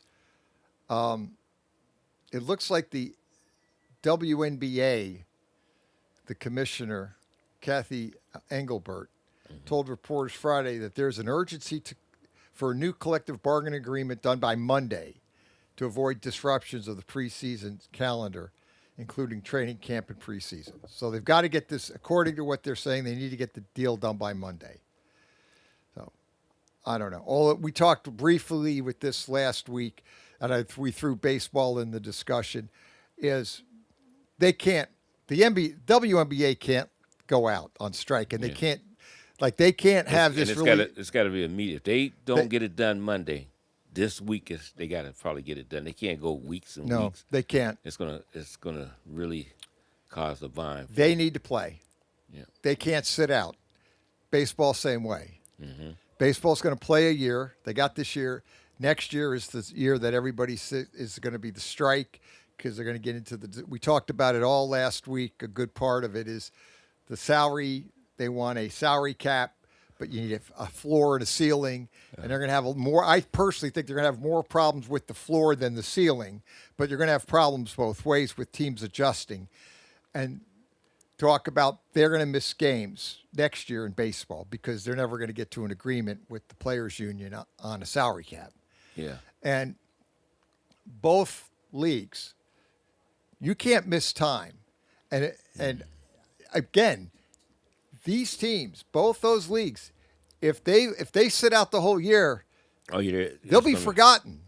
Yeah, I mean, I know. Especially, I think baseball in big trouble. Baseball's in big trouble. The thing I looked at the WNBA, a lot of times, fans get upset with these things, but they got the backing of the fans because they figure they done brought that level of play up so well and bringing in, and then they don't want to pay them. Well, They're against the establishment this time. Right. They still don't want to stop it, but they're against the establishment. They just got to get the deal done. Yeah, they got to. They got to play them. Both leagues need to get it done. And the owners got to come on and do something. And the owners got to figure it out. Both sides got to get together and come to a realization. You've got to get the deal done. You got to get both of the sports playing. You can't miss games and you can't sit out because once you do that, in this day and age, those sports could be forgotten quickly. Yeah. Because I got news for you. Like I said last with baseball, they're in a situation now is with football taking over because that's really what's going on here is the NFL is taking over. College football is the second favorite sport in the country. NFL football is by far number one. These other sports all kind of are in the back seat. Well, like I said, if these two sports mess up, it may benefit the UFL if they can keep everything going. Oh, UFL is just because they're the spring team, they'll take over because people love football anyway. Yeah. But you could see that. You could see where people will go to NFL, they'll go to college basketball, get into the NBA, and then you have UFL. Mm-hmm. They'll go right to football. They'll go from football, basketball, football. Mm-hmm. Yeah, I mean, they'll do it. And they'll do it. And what will happen is baseball will become pretty much an afterthought. They lost the crowd in 94, well over 30 years. Learn from history, baseball. Mm-hmm. Owners, players, enjoy this year, but if they sit out next year, they're gonna have a problem because you're gonna have, and then people, if they ever come to an agreement, a lot of people just won't care because that's what happened in '94, and they got Sosa and McGuire to get it back. Mm-hmm. I don't know what they could do, and I don't know what they're going to do to get it back. And the basketball, the reason the fans is behind them more than the owners, because of why the players want the extra money. Right. They want it because this will eliminate definitely eliminate ever going overseas after play. Right. And No, and fans feel that is a smart and safe thing to do for our kids to stay right here and be able to play. They got their own unrivaled league, the players put together, Right. and that's doing well on, Right. and then they'll have the WNBA, and they'll never have to go overseas and play. No more and that's, overseas. And that's what they talking about. They want the extra, so they don't ever have to even think about how to make more of an income to do it. Yeah, definitely. Yeah. Going overseas. No. Yep. So let's see if they can do it. Back. Hopefully they will be able to do it, but they both are they're on a short leash. They cannot. And I really think people will be fed up with baseball if they go on the money they're making, monopoly money they're making. Well, and that's the problem. Baseball, they make a lot of money, and I think the only problem with baseball, they have to distribute it better. Like you've got too many guys, like edge guys on these teams play, and they're making a minimum of 1.5 million, or they're barely making the minimum. They're making the minimum, right?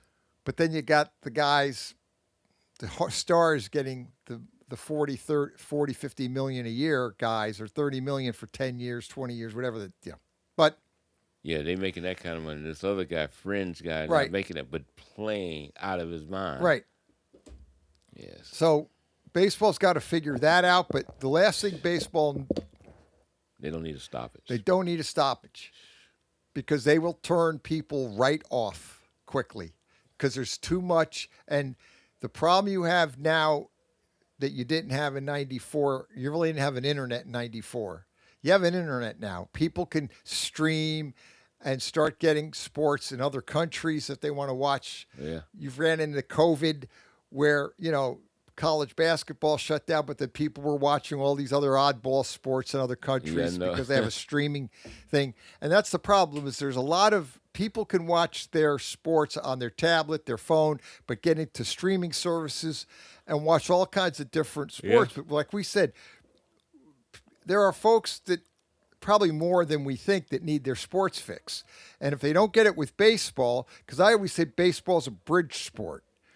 It's a bridge sport to get to the NFL. Mm-hmm. And then after NFL starts off, baseball they take a back seat to the NFL. Mm-hmm. But to then, they're kind of more closer to the front seat. Mm-hmm. But when football starts up in September, baseball gets kind of pushed to the back seat, and people will pay attention, but not. Yeah, not at the level that they. And the problem with the World Series has been now with pro football being so popular, and it's probably going to go to 7 days a week because now, Goodell's looking at now going Wednesday night football before Thanksgiving. Yeah. So he wants games played that Wednesday night before Thanksgiving, then have it Thanksgiving, and then have it Friday.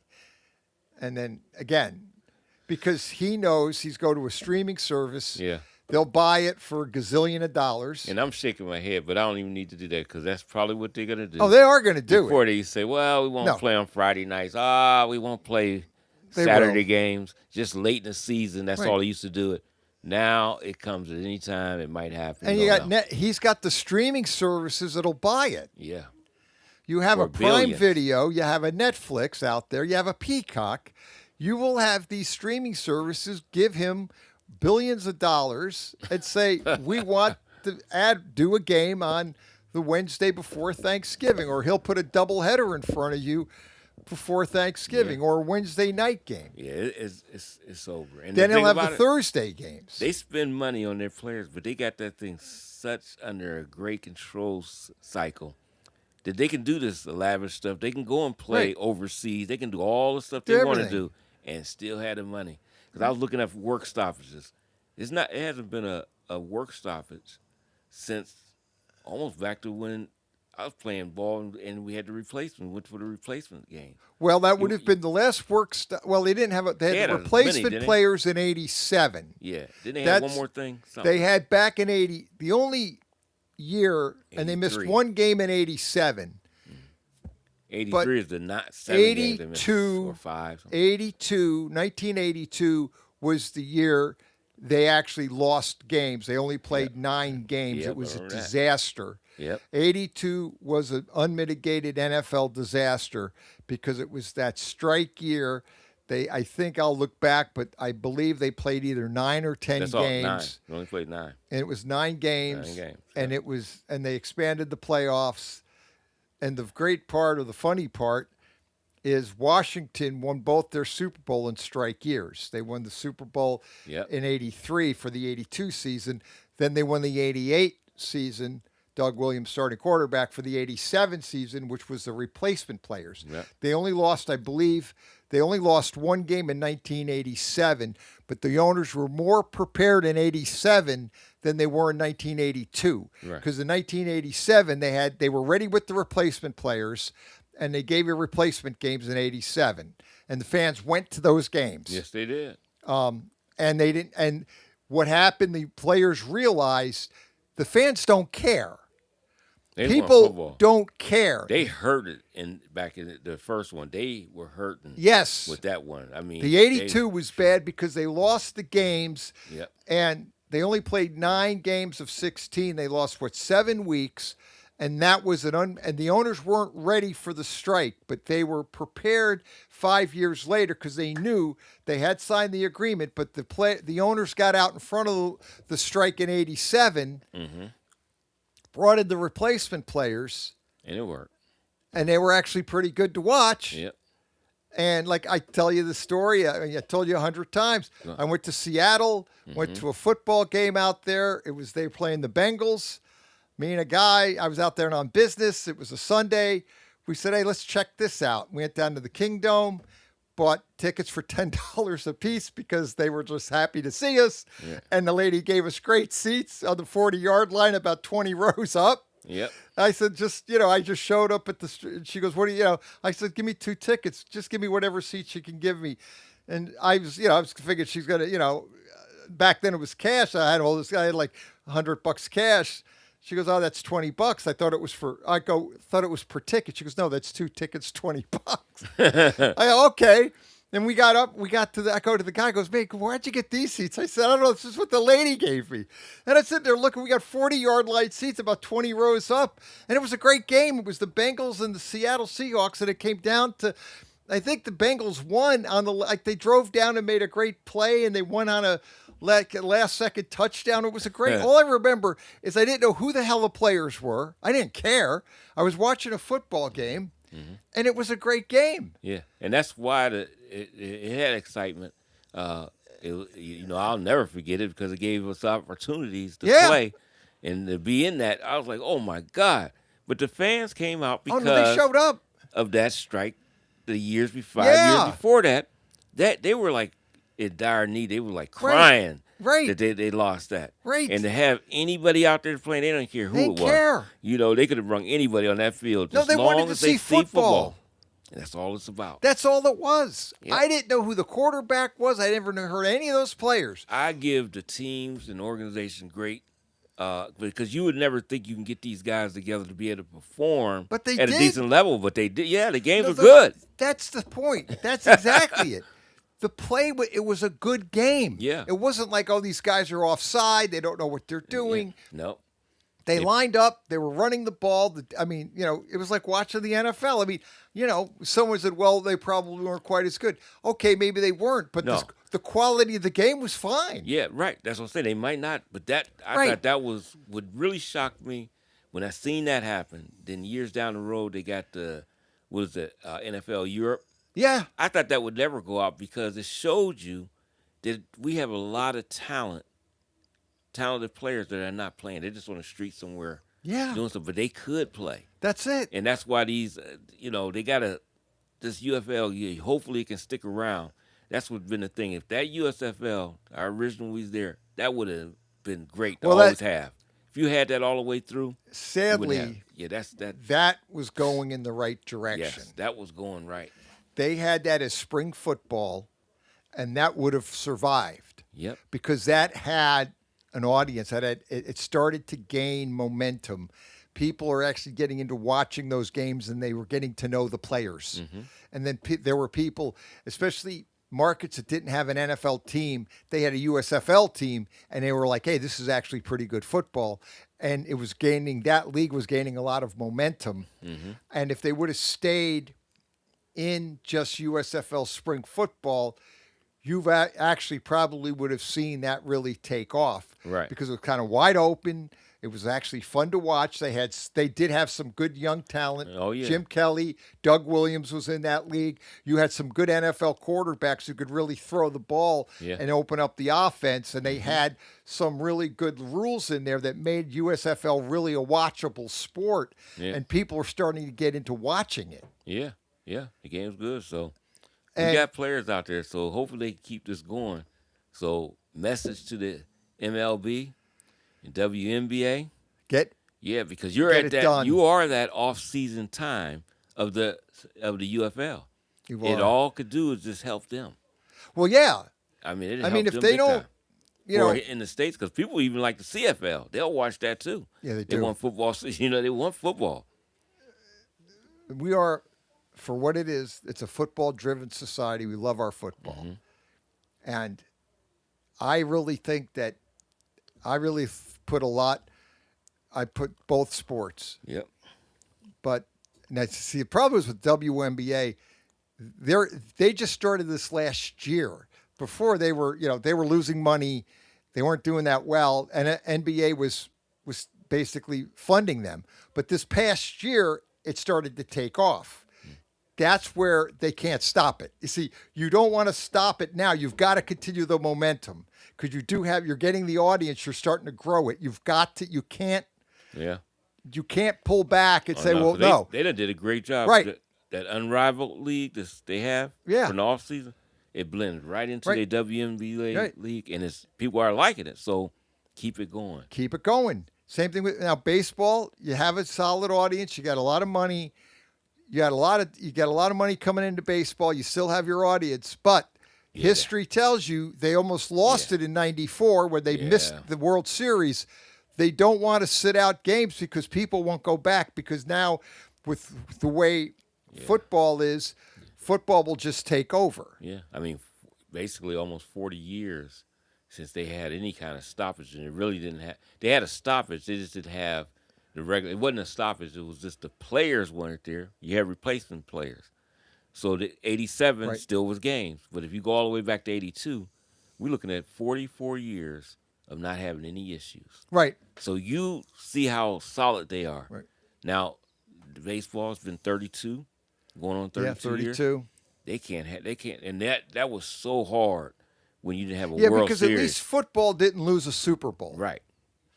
Baseball lost a World Series. They never did that before in their history. Yeah, they come and baseball's the old sport. It was a national pastime. It was the sport going through your history, and then football started to gain the momentum in the 60s, and they started to really surpass baseball in the 70s and 80s, but baseball was always solid, and at one time baseball was the sport. Mm-hmm. But since they had that work stoppage in '94, that almost ruined the sport. Now, do you think it'll hurt baseball to eliminate a couple teams? Let's say 4 teams. I'm not saying any particular teams, but let's say they eliminated 4 teams and then put those players on where they can get drafted to other teams. You think that's feasible to happen? Well, because some of them is going to be hard to them to, like you said, even make the floor. Well, and that's a good point. Cleveland, it would be one of those teams. And we talked about it last week. They're hurting $94 million. And I'm not saying because it's us in Ohio. I'm just talking about for. But that is a team that was go back in history. Right. They were one of the original teams. Cleveland, Ohio. Cleveland always had a baseball team. They brought the Spiders. Yeah. I looked at, they were old baseball before turn of the century. Right. So you're going to lose a team because they can't pony up the $50 million to get to the floor, as Miami's got to double their contract payment because they're $78 million for the entire payroll. They would have to double it to get to $150 million. Did they win a Super Bowl, World Series? Marlins. Yeah, they did. The Marlins won a World Series. Actually, they won 2 World Series, right? 97, they beat Cleveland, and in 2003, they beat the Yankees. Yeah, see how. And they would be gone. And well, them owners got to get together and say, get about pride, help each other got to out. figure right, to spread the wealth. That's right. Saturday morning sports page got a lot to get to. It's only an hour and a half. We'll be right back.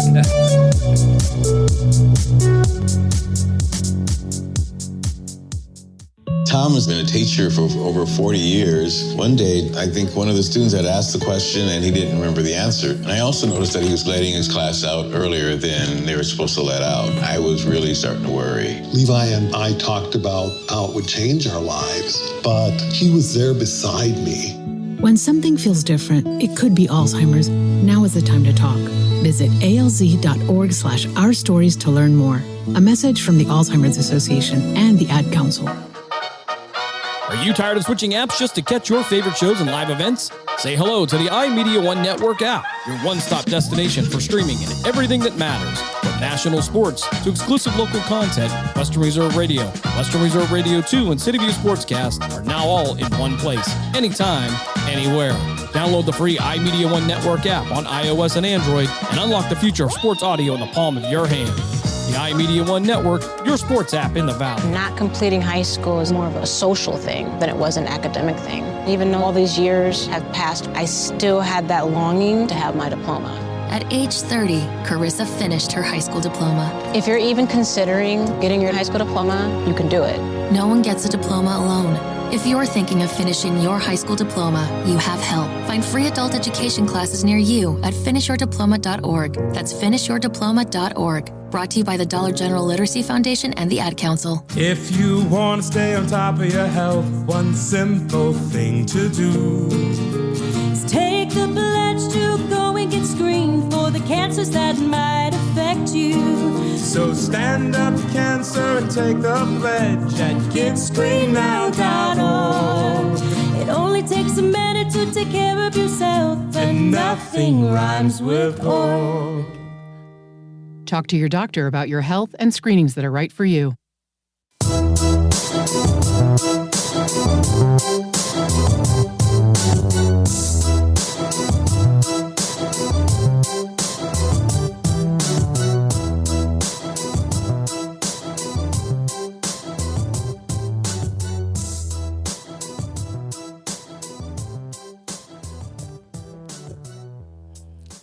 Saturday morning sports page back. 330-707-4202. Want to get in, give us a call. Tell us what's on your mind. You know, Dave Clark, like I said, we started talking about basketball. I mean, throw the NBA, the WNBA, but baseball. Last week we talked at length. Again, these sports have to figure this mess out. Yeah. Baseball's got another season. Then they've got to get together about what are they going to do with the salary And they cap. need to be even actually doing some discussing. They got to do now. it now. Yep. And they got to figure it out because they don't need another 1994. And they almost lost the sport in 94 because nobody came back in 95. 96, not so much. 98 is when people started to pay attention because McGuire, Sosa was competing to break Roger Maris's record, which obviously now everybody's guys were on steroids, yada, yada, yada. But the point is that's what got the people back in the seats. Mm-hmm. That's what baseball needed to do. Some people say, yeah, they had to basically, to rely on steroids to get back, to become back in the national attention was with steroids because that's what brought the sport back. Mm-hmm. And get over it, but that's the way it was. They don't want to ever go through that again. Because football, you see it. Roger Goodell wants to have a Wednesday before Thanksgiving game now. Yeah. So they wanted to play a Wednesday night game, Thursday Thanksgiving, Friday day after Thanksgiving. What's that? Black Friday. Yep. That game they want then, and then they play Sunday. But he wants to stick a game on Wednesday night, and they want to go to 18 games. What's season? That? I thought it was this year too. Yeah, I thought it was this season. They're talking about a game on Wednesday night before Thanksgiving this season. Yeah. And they want to get to 18 games next season. Yeah. And see that I mean, but they running it, and I know players. Some of them are against some of them because they bodies don't get to recover like they should. But they can still work this thing out if they really want to. Don't allow a team on Sunday. You can't help it with Thanksgiving, but make sure they have a bye. You got to give them 2 bye weeks. Yeah. They got to go 2 bye weeks. Oh, with an extra game. Expand the roster. Yeah, they got to do that. They got to expand rosters, which is more jobs for players, but that's good. Expand your rosters, give them 2 bye weeks. They want to go overseas, but then you have to give the teams that go overseas either a bye week or something when they get back. Yeah. And not put them on the field right away to recover from that trip. But they could figure it out. Mm-hmm. But that's where they want to go with football, and they're going to just expand the season that much more. Yep. And, you know, the problem you've got, and that's why my memo with baseball is you've got to be really careful, because if you screw up and think, oh, we're going to hold out, we're not coming back to play, and the owners are not going to move until they have a salary cap. Yeah, and if they do they did this 94, it's got to come back to bite them hard, because now they can't do football now, I would make an argument, football now is more popular than it was in 94. Mm-hmm. So, and sadly, they didn't really have any. Well, they had the NFL Europe in '94, but it wasn't as popular. But the point is, now with I want to call it the USFL, but it's the UFL. Mm-hmm. If UFL starts to gain popularity and people don't have baseball, they will turn around and ultimately start watching their football, and that'll bridge it to where they get, and they'll have the NBA in there. Mm-hmm. And if it gets to where they really like it, that will do it. Yeah. Right. That will do it then, because you'll get the brand. You see, you'll get the people will go over to the NBA who maybe don't follow the NBA because they get into baseball, but no baseball. Mm-hmm. They'll need their sports fix. That'll help the NBA's ratings. You're right. And the playoffs, because people then get into the playoff games more because they won't have baseball. But that's going to get you into mid to late June. Well, now you got July. Mm-hmm. So if your UFL is getting into their playoffs and stuff in July, people say, oh, this is great. Then before it's August, and there you go. There's your NFL. Yeah. Because then the exhibition games start.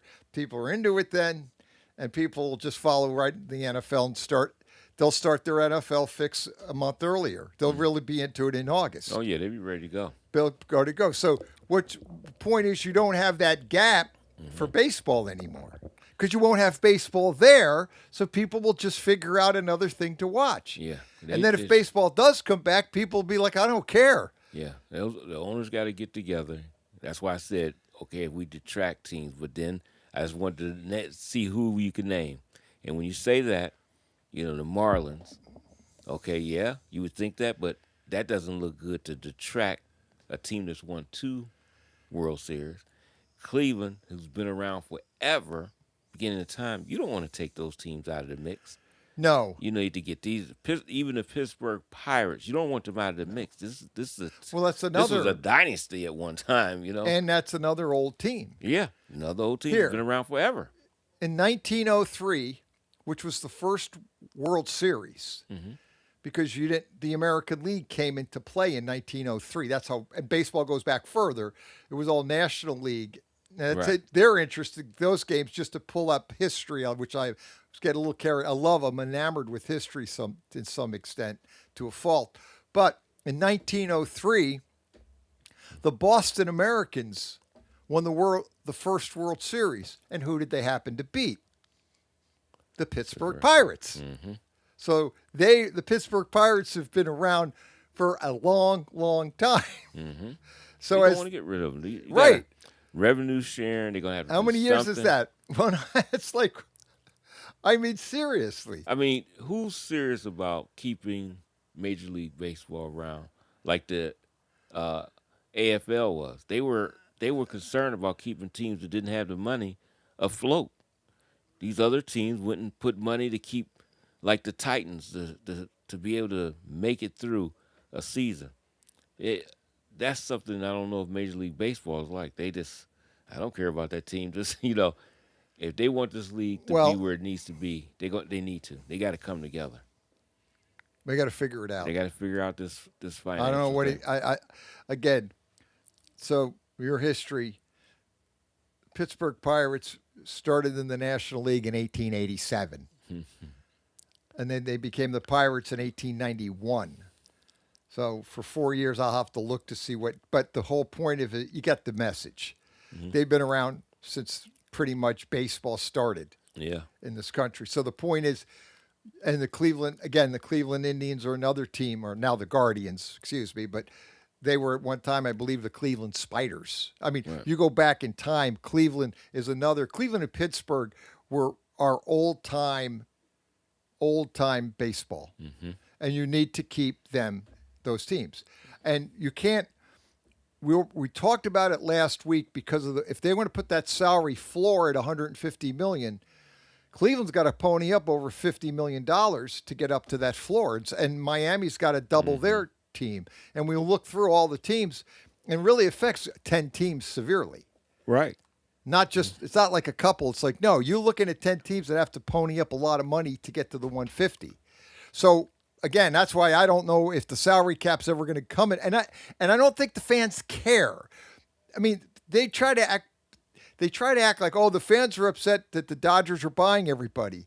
Not really, because people love baseball and they go to the games. Mm-hmm. Like, that doesn't matter. Like, and the sad reality is with baseball, there's teams that aren't going to be able to compete when opening day starts. You can take them right off the top. They're just not going to be able to compete. But people really don't care because they're going to go to the games anyway and watch it on TV.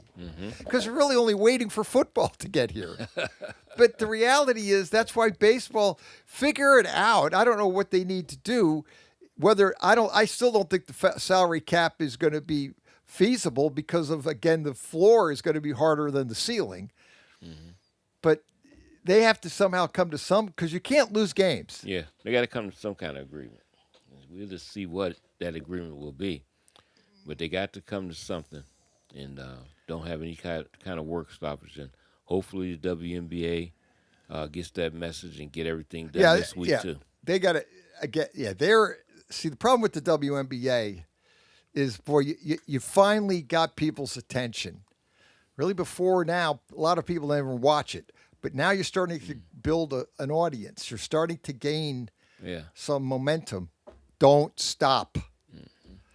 Because that will be they will be an afterthought because people will just forget it's even there.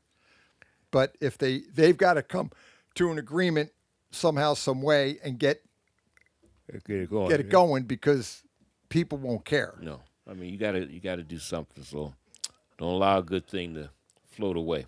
Let's slide over a little bit to the end to college basketball. This is it. Selection Sunday is tomorrow.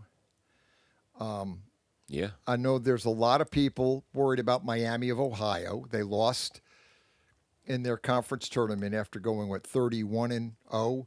They were undefeated in the regular season. Now they have their loss. There are some experts that think, could they be outside looking in? Because they're a mid-major.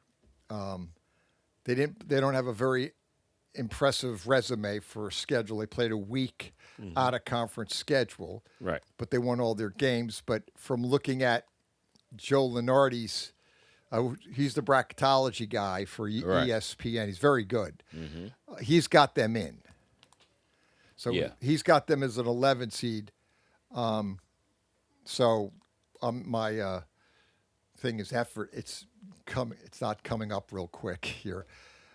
But bottom line is Miami should get in. We'll know tomorrow. Today you've got games. Finals will be today and tomorrow. So as it kind of evolves in front of us, they have the play-in games on Tuesday and Wednesday. The tournament technically starts on Thursday. Right. And then it goes. So they'll have the Sweet 16 by Sunday night. And then they play. Because that's what's nice about this tournament. what I always think is a plus is how fast it goes. Oh, yeah. I mean, you got all those teams, and you look at, oh, my God. But that after one weekend, after you start that Thursday, Friday, Saturday, Sunday, you're down to 16. Yep. That's how quickly it goes. So it moves. Yeah, it moves Thursday quick. to Sunday. Yep. They blow through those brackets, and you got your Sweet 16. Yep. And then Thursday, Friday, then you have your Final Four. Yep. A week later. Mm-hmm. Doesn't take long at all. 10-day time frame. It goes from 64 to 4. And some of the most exciting time in college sports is March Madness. Who's going to have the upset? Right. So, because usually always, it's somebody. Always, right. It's always a lower seed. We're not talking about 9-8, but we talking those 11s that pop up, and it happens every year. So we, looking forward to it, though. Always looking forward. Somebody's going to step up. Let's try to pull this up again. Trying to pull up bracketology to see who the bubble teams are. I know for the Buckeye fans, Ohio State's in. They played a really good game Thursday and lost. Well, Friday. They beat Iowa Thursday in a really good game, 72-69. Mm-hmm. And then they lost a tough game to Michigan only by 4 points, 71-67, I believe, yesterday. Yeah. So now Michigan advances, and I believe, and then the Big Ten, the teams like Wisconsin won. They beat Illinois. UCLA beat Michigan State. So that was kind of an upset because Michigan State was the higher seed, and so was Illinois. And then Nebraska got beat by Purdue.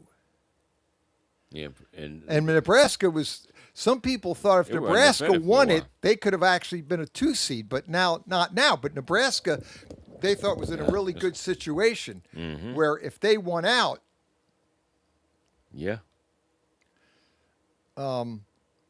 they could have possibly moved up and got like maybe a 2 seed, but not the case. They got beat pretty bad yesterday by Purdue. I had that game on. That had my attention. Kind of surprising.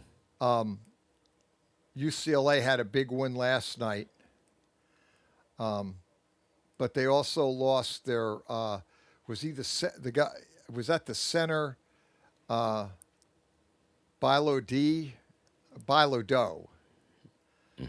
Went out with an injury. With Tyler, Bilodeau went out with a right leg injury. He was their star. They helped him off the court. I watched the game. He went down with the injury. They wrapped his knee. He won't play. It looks like he's not going to play today.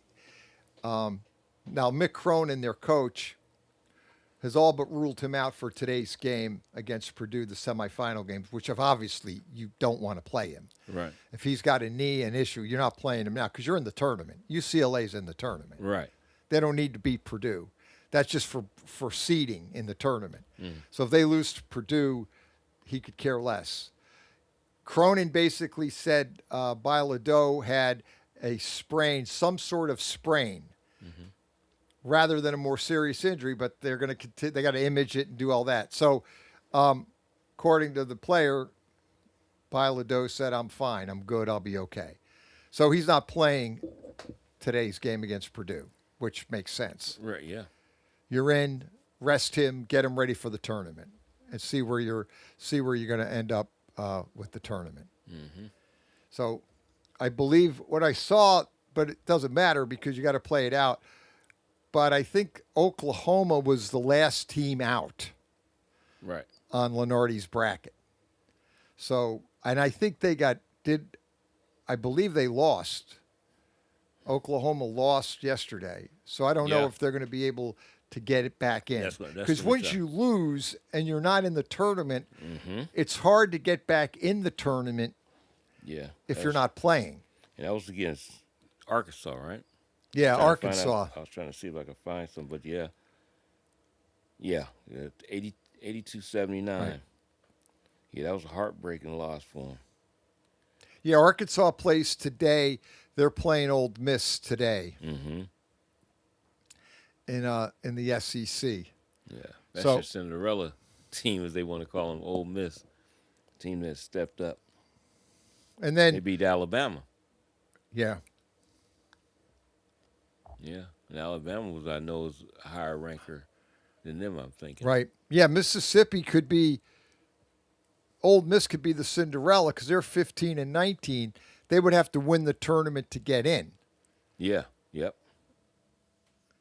And could So they do that? they That's would possible. play the winner of Vandy beat Tennessee. So Florida is taking on Vanderbilt today. And then Mississippi and Arkansas is the follow-up game, the 3:30 game. So the winner of Florida and Vanderbilt will play the winner of Arkansas and Mississippi. Mississippi in the SEC would have to win out to get in. They still have a chance of getting in at 15 and 19. And that would that be back-to-back games? They got to play. Yeah, Florida plays Vandy today at 1, and then Mississippi and Arkansas play at 3:30. Then the winners play tomorrow in the championship. Yeah. That's a tough one. So that's Come tough, back and the next day. Mississippi does have a shot. Yeah, they do. But that's going to – what happens is when you start looking at these bids, if Mississippi wins out, that's going to take another bid away from another team that could get in. Oh, yeah, that's true. And that's where the debate is with Miami of Ohio being a mid-major. They didn't win their tournament, so the winner of that tournament gets in. Right. Miami has to go as at large. Yeah, that takes away And somebody if else. Mississippi wins out, does that put Miami in peril of getting another at large bid? Because now that goes to Mississippi. Yeah, sure. See, this is the crazy thing. The part of this tournament, if you get that one outlier like a Mississippi who's 15 and 19 winning a tournament, that screws up for a lot of people. Right. Well, example, tonight, Connecticut and St. John's plays at 6:30. That's for seeding. Both those teams are in anyway. Mm-hmm. Oh, yeah. So it doesn't matter who wins that game. UConn, I think, is trying to hold on to a number one seed. St. John's, I think, is a 2. But UConn will win it. They're fighting for that number 1 seed with Florida. But Florida, everybody says right now, if you're betting, that Florida is the best team in the country. Yeah. They're playing right now as the best team. They won it last year. They beat Houston last year in the final. Yeah, that's true. Can they repeat? Well, everybody thinks they can because now all of a sudden they're 25-6 or 26-6. They've caught fire. Mm-hmm. And within the last month, they have just been totally obliterating teams. Yep, and they've been handling their business. So that'd be something back to back. They can do it. And like I said, you got the Big Ten. The Big Ten semifinals will be today. Purdue plays UCLA at 3:30, and then the 1:00 game is Wisconsin and Michigan. So the winner of Wisconsin and Michigan will play the winner of Purdue UCLA. Purdue's playing good, and so is Wisconsin's playing pretty good. Yeah. So, but Michigan should have lost to Ohio State. I watched the game. Yeah. Ohio State missed 2 easy shots. I should say easy, but layup and another little fade away from 5 feet away. They missed the shots. Those shots go in. Ohio State probably beats them. Mm-hmm. That's how close Ohio State-Michigan was yesterday. But, again, you start breaking these games down. Florida, Vanderbilt at 1:00 today, and then Mississippi, Arkansas. And then they've got Houston playing Arizona at 6:00. That game doesn't really mean anything. Because both those teams are in. It's for seeding only. Yeah, Houston, Arizona. Yeah, Sure. Houston, Arizona. They're both in. Yeah, yeah. You almost want to just play. Don't allow Don't nobody get to hurt. get in. Yep. Use all your bench, a lot of your bench, and see, you put on a good performance. But that's the thing that's so hard to see these. It's a part of the tournaments. Even in football, they play these tournament championship games, and you be concerned about losing a player in this game and even more so the basketball because the tournament starts right away. And you be playing out here with these guys, and then they got to be playing on Thursday. You don't want them injured. You want to come in full strength. So it's hard. I was rooting for the Buckeyes yesterday, but I'm not upset that they didn't win because I'm thinking that they might move up a little bit in the tournament if they beat Michigan. Mm-hmm. But I'm thinking they're in the tournament. Right now they got them as an 8 seed, playing Clemson, a 9 seed. That's what Lenardi had in one of the brackets. And that could be a good game. I done seen Clemson play some rough ones. Right. I done seen them play where they look really good. Yeah, they are hot and cold. Yeah, you got to just watch it. You have to watch it. You got to watch it because they played Carolina. Yeah. They didn't play that. They are a funny team. Yeah, I mean, they come out and you be thinking, boy, this is a great team. Like, what are they doing? Yeah. So, depending on which teams show up. And then Virginia and Duke played tonight for the title at 8:30. Duke had lost their point guard, and I think their center was hurt. Mm-hmm. But they're 31-2. They'll be a number 1 seed. Oh, yeah. You don't want to get nobody hurt again. They don't want anybody you can't get. Now, they're playing, but Virginia's in. They're 10th in the country. They play Duke tonight. And what's their record? So they're not bad. 29-4. They're good. Yeah. Virginia's a good team. So they're playing 31-2 Duke. So, nothing there that's going to, shake it up or anything. Right. So the only team out there, if you're a Miami of Ohio fan, you have to hope Mississippi loses to Arkansas. Mississippi can't win the tournament. Right. Yeah. Because they're 15-19 and they're hot. They're playing good. Mm-hmm. So I felt it was coming from Miami. Wow, I just thought that's what was going to happen. It's going to lose. Yeah, I thought so too. In their tournament, it would have been nice. They could have made it to their championship game, but I had a feeling. Well, they were winning games real close. Yeah, a lot of them. Like they beat OU in overtime, their last game of the year at OU. I thought they were going to lose, and they won that game. They've been kind of dodging the proverbial loss because it's been like, okay, we didn't lose, we could have lost. No, we keep. They've had a lot of close calls. And and they were winning in UMass, and they kind of like gave that, gave it back to them. So we'll see how it plays out. But I think, according at least to Joe Lenardi's bracket here, I can't pull up this bracket. I don't know if. Let me see if I'll try it one more time. I'm trying to get the bracketology up. Mm-hmm. It wouldn't come up. I tried it. Are you having trouble too? Yeah, I did it before. I'm gonna try it again. Maybe they're updating it. Because I tried them to see if it would come up. Can you get it? I just can't pull this up. I don't know if they're in the process of updating it. Yeah, it makes me think this. Or did one of our wild dogs chew the internet cable up? I got to get Craven in here to find out what happened. He's in there talking to the Hall of Famer, so I don't know what's going on here. Maybe one of the wild dogs chewed our internet line and we can't. Yeah, it's a little banner that comes up with an all-state. Right. And then that's else. it. It's black. Can't get anything. Yeah.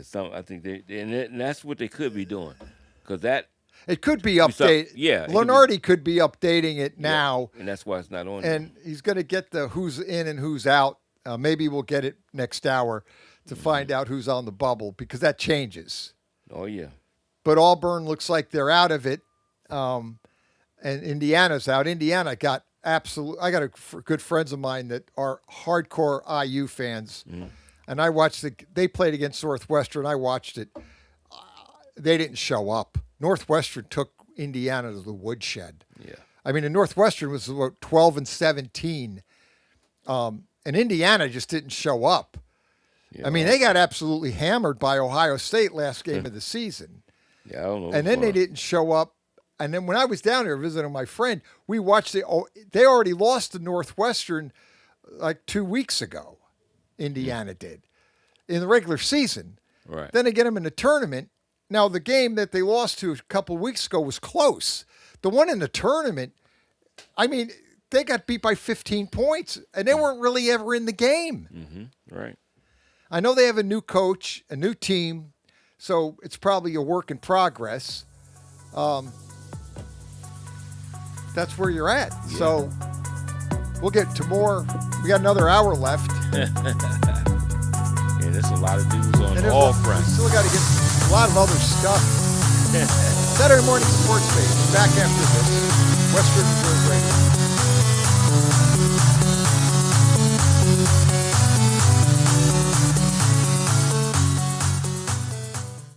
The game is over, but this time, instead of asking how many goals did you score or what were your stats, try asking these questions. Were you a good teammate? Were you coachable? Did you give 100%? And did you have fun? Because those are the values that school sports instill in Ohio's young people, where winning and losing are secondary to the life lessons that will stay with kids long after their playing days are over. This is the Ohio High School Athletic Association. You're listening to WRDB, Western Reserve Digital Broadcasting, Youngstown, Warren, Salem, and around the world. Located in Applewood Estates in Boardman Township, the Applewood Swim and Tennis Club offers a pleasant family environment. Choose a membership that meets your needs and enjoy a relaxing venue that includes not only swimming for the family, but also youth activities such as competitive swimming, tennis, and more. Enjoy the friendly atmosphere all summer long with the staff and members of the Applewood Swim and Tennis Club. For more information, go to applewoodswimandtennis.com or call 330-953-2833. Are you ready to hit the gridiron and make your mark? The Cleveland Cobras are recruiting players and coaches for the upcoming Premier Amateur Football League season. We're looking for passion, grit, and the relentless drive to win. Whether you're a seasoned vet or hungry rookie, your shot starts now. Join a brotherhood, build a legacy, strike with the Cobras. Follow us on Facebook at Cleveland Cobras Football, or for league information, visit PAFLfootball.com to get started today. Team, pride, Cobras. Village Tavern's been a beloved local landmark in Hubbard, Ohio for nearly a century, and now it's better than ever. Recently renovated and still serving up the same warm hospitality, the Village Tavern is your go-to spot for great food, cold drinks, and a laid-back atmosphere. Whether you're stopping in for dinner, catching up with friends, or just looking to relax, you'll enjoy a full menu of American favorites, rotating drink specials, and friendly service that makes every visit memorable. Be sure to visit the Village Tavern at 746 North Main Street in Hubbard, right next to Repair That Glass. To learn more, go to villagetavern3.com. Western Reserve Radio is the Valley's online source for sports talk and local live events. Tune in and be a part of their live weekly shows, as well as all of the hard-hitting action of Youngstown Phantoms hockey, high school football, and the GDFL. Find them at westernreserveradio.com. Tune in and the Live 365 app to be a part of the area's sports conversation. Be sure to visit them on Facebook at Western Reserve Radio and on Twitter at WR_radio.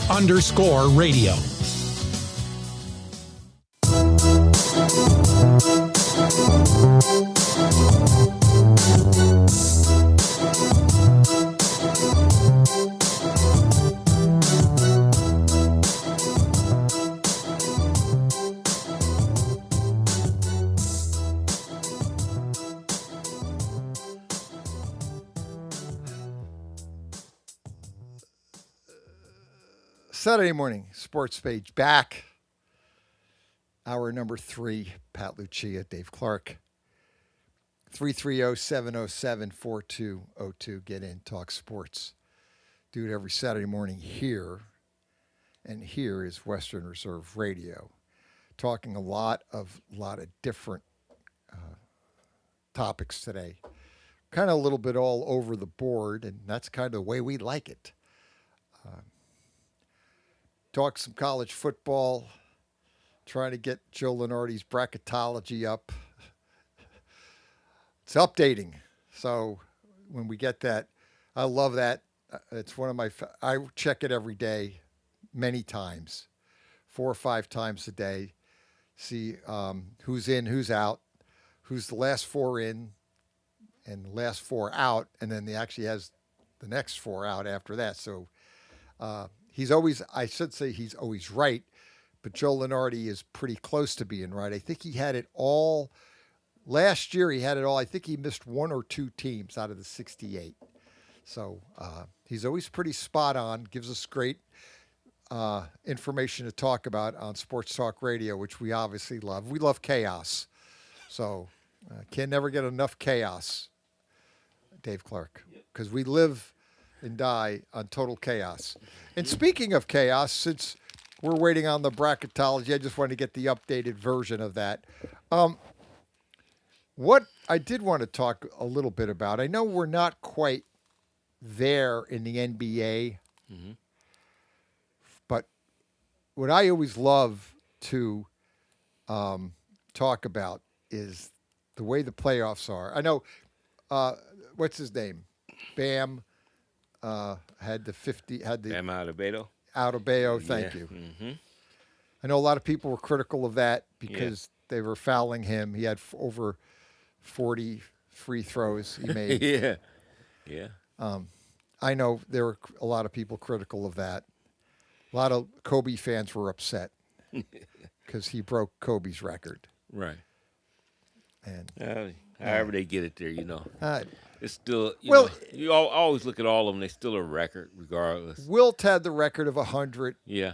And I remember, though, Mad Dog Russo talked about it. Al Attles was talking about that.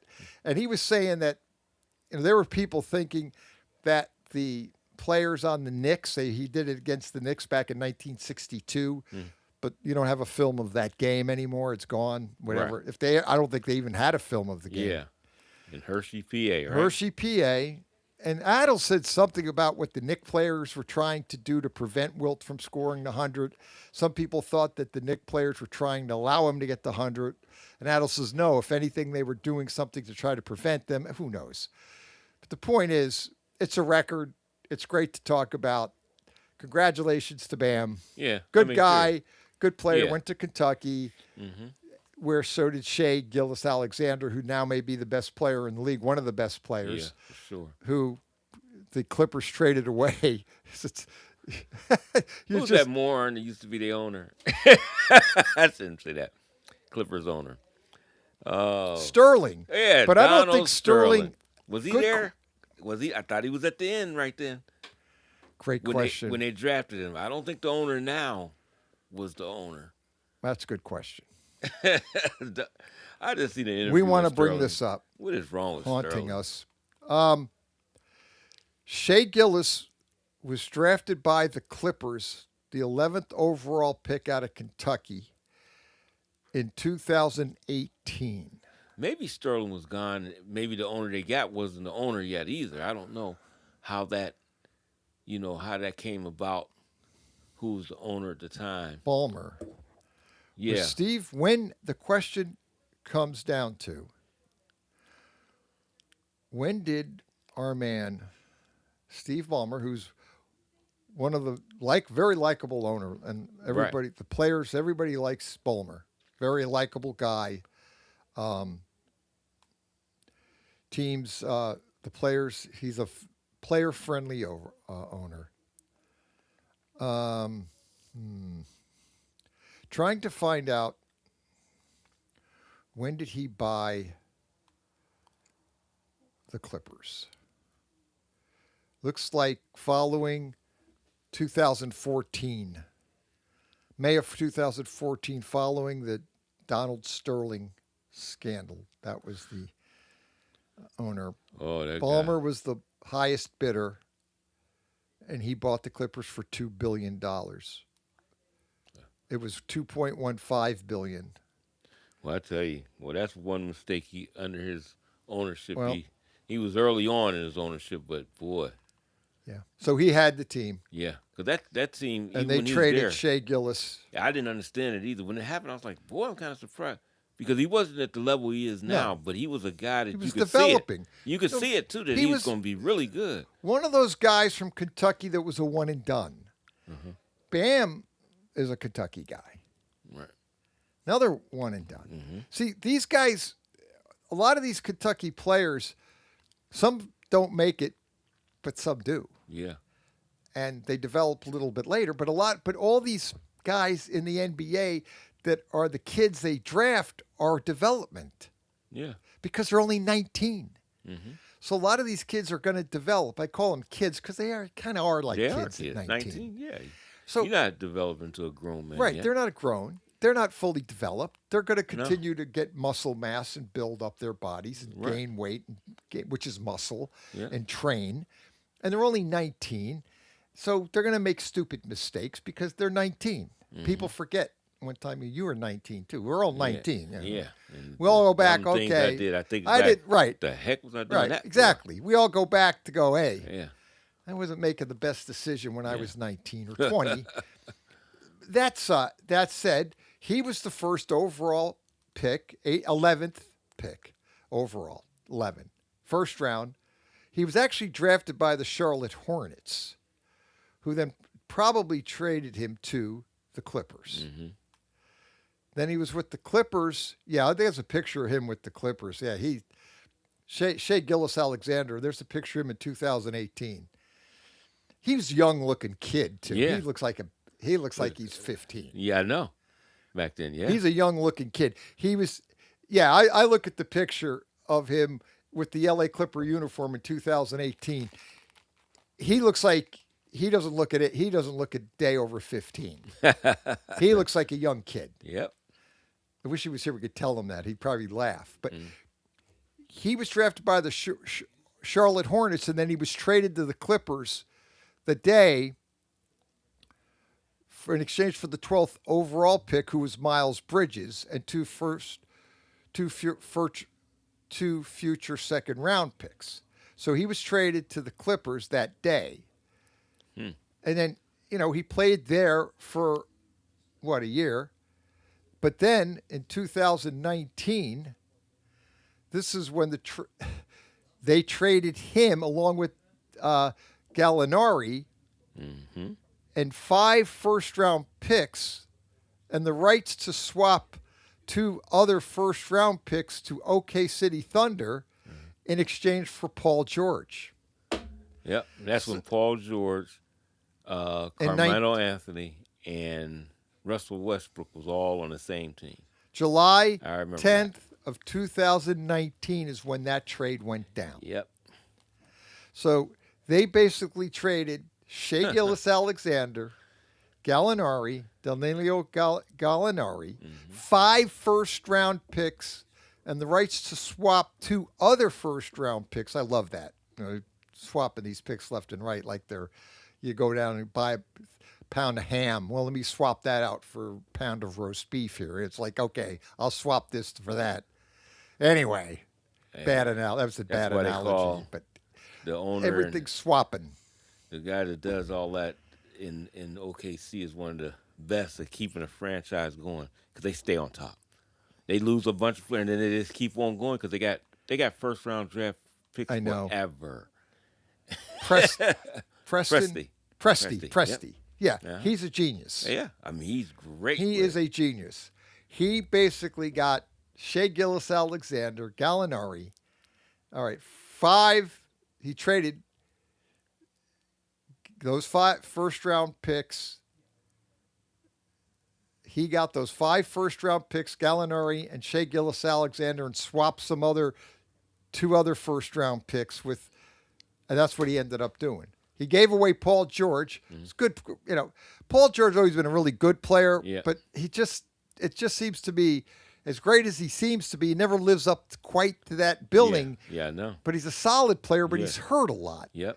So they trade to stunning. The Clippers trade for Paul George. OK City gets rid of Paul George and gets all this, and they get Shea Gilgeous-Alexander, who now may be the best player in the league. And what's so great is because I see a picture of Shea Gilgeous in 2023 or 2022 compared to the 2018 picture, 4-year difference. Unbelievable. Yeah. In 4 years. Matured just real quick. But when you again, we get into the conversation of age. And he was born in 1998. So the picture of the 2018 picture, he's probably either 19 or 20. So he's a kid, and he looks young. But 4 years later, he's now 22 years old. Now he's 27. Last year, he was 26. And he might be the best player in the league, and that's where he's developed. Yeah. But if you would have just held on to him. Oh, man. I thought they were in the right direction, the Clippers, because they look good. What they had, they're just building it. And I seen that, and I was like, what are you doing? Presti knew what to do. Because, boy, did he put together a team. Man, that team is so deep. They lose players. They just, I think about the guy Bain. What's his first name? Dustin Bain. A shooter out of this world. And I said, man, they can't. Well, they weren't worried about losing anybody. They can lose anybody they want. Just lose them. It doesn't matter. They just keep on going and keep on going. That's it. That guy did a remarkable job. And Steady doing a remarkable job. He built that OK City team. Yeah, that is just some great. You got to work. give him a lot of Oh, credit. you got to give. You go from Russell Westbrook and Kevin Durant and James Harden, and you look at that nucleus, and you're like, oh my good, they got to the finals, and then you lose all those You guys, lost them all. and you still get back to the final and win it. And you win it now. And now you got to. Thing is now, if you want to look at OK City's team, who I believe OK City has the best record. Yeah. In the NBA. Mm-hmm. Yeah, they do. They're 52-15, yeah, by 3 games.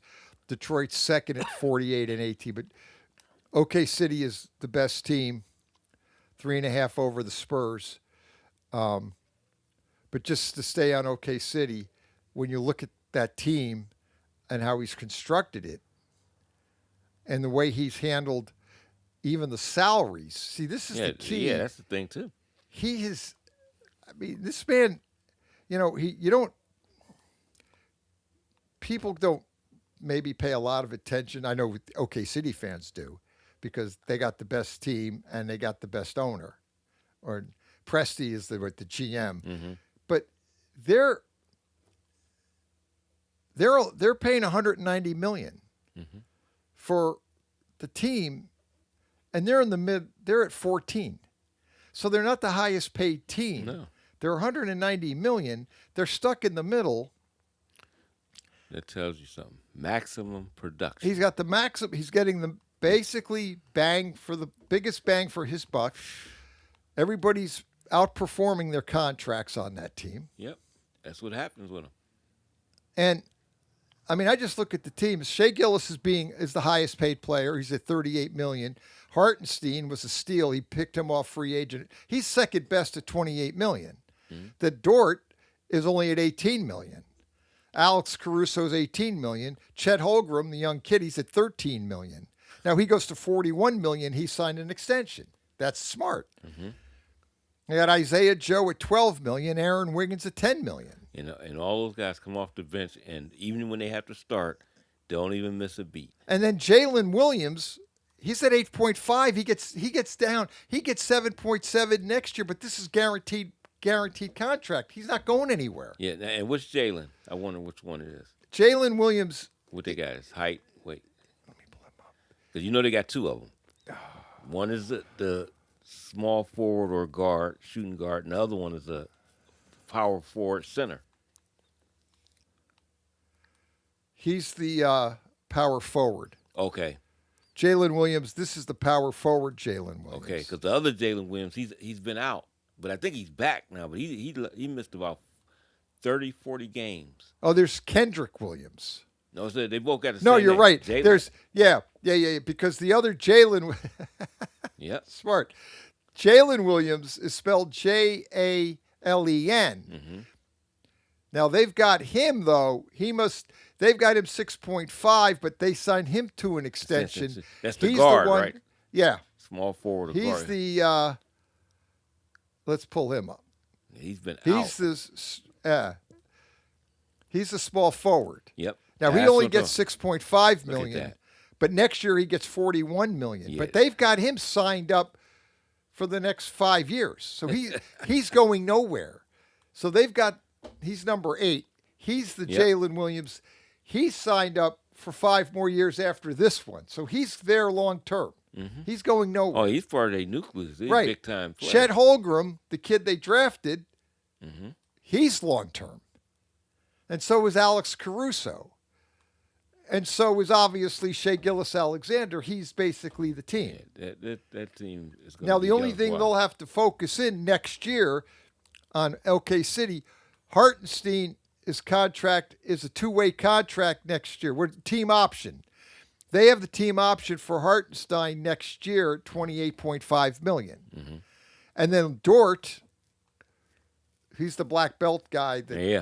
He apologized to Joker. Oh, did he? Yeah, he did. He apologized. I'm sorry. Because he's not a dirty player. That's he's not. It's just in the heat. Just the Joker was just an enraged man. But It's all well. It all worked out good. Yeah. Nobody got hurt. Nobody threw a punch. They Right. just got mad at one another. Well, Joker got mad at Dort. Dort didn't care. You could just tell. He's like, whatever. But now Dort is $18 million this year and then $18 million next year. Team option. So they got the team option for Hartenstein and Dort next year. So they're not going anywhere. So he brings back this. I'm looking at this team And if he top wants to to bottom. get rid of him, he's going. If let's say he did let Dort and Hart, he will find. But he'll find somebody that's going to take that spot just as perfectly. But if they don't, they have them through next year. Yeah. But if they win it this year, he will bring this whole team back next year. And now it goes up only by $6 million next year. So he goes from $190 million to $196 million next year. So OK City will have this team, and then next year it's the same team. Yeah. It's hard to beat them. So like he's they're got young, too. The nucleus is very the nucleus is there, and he's got the money there.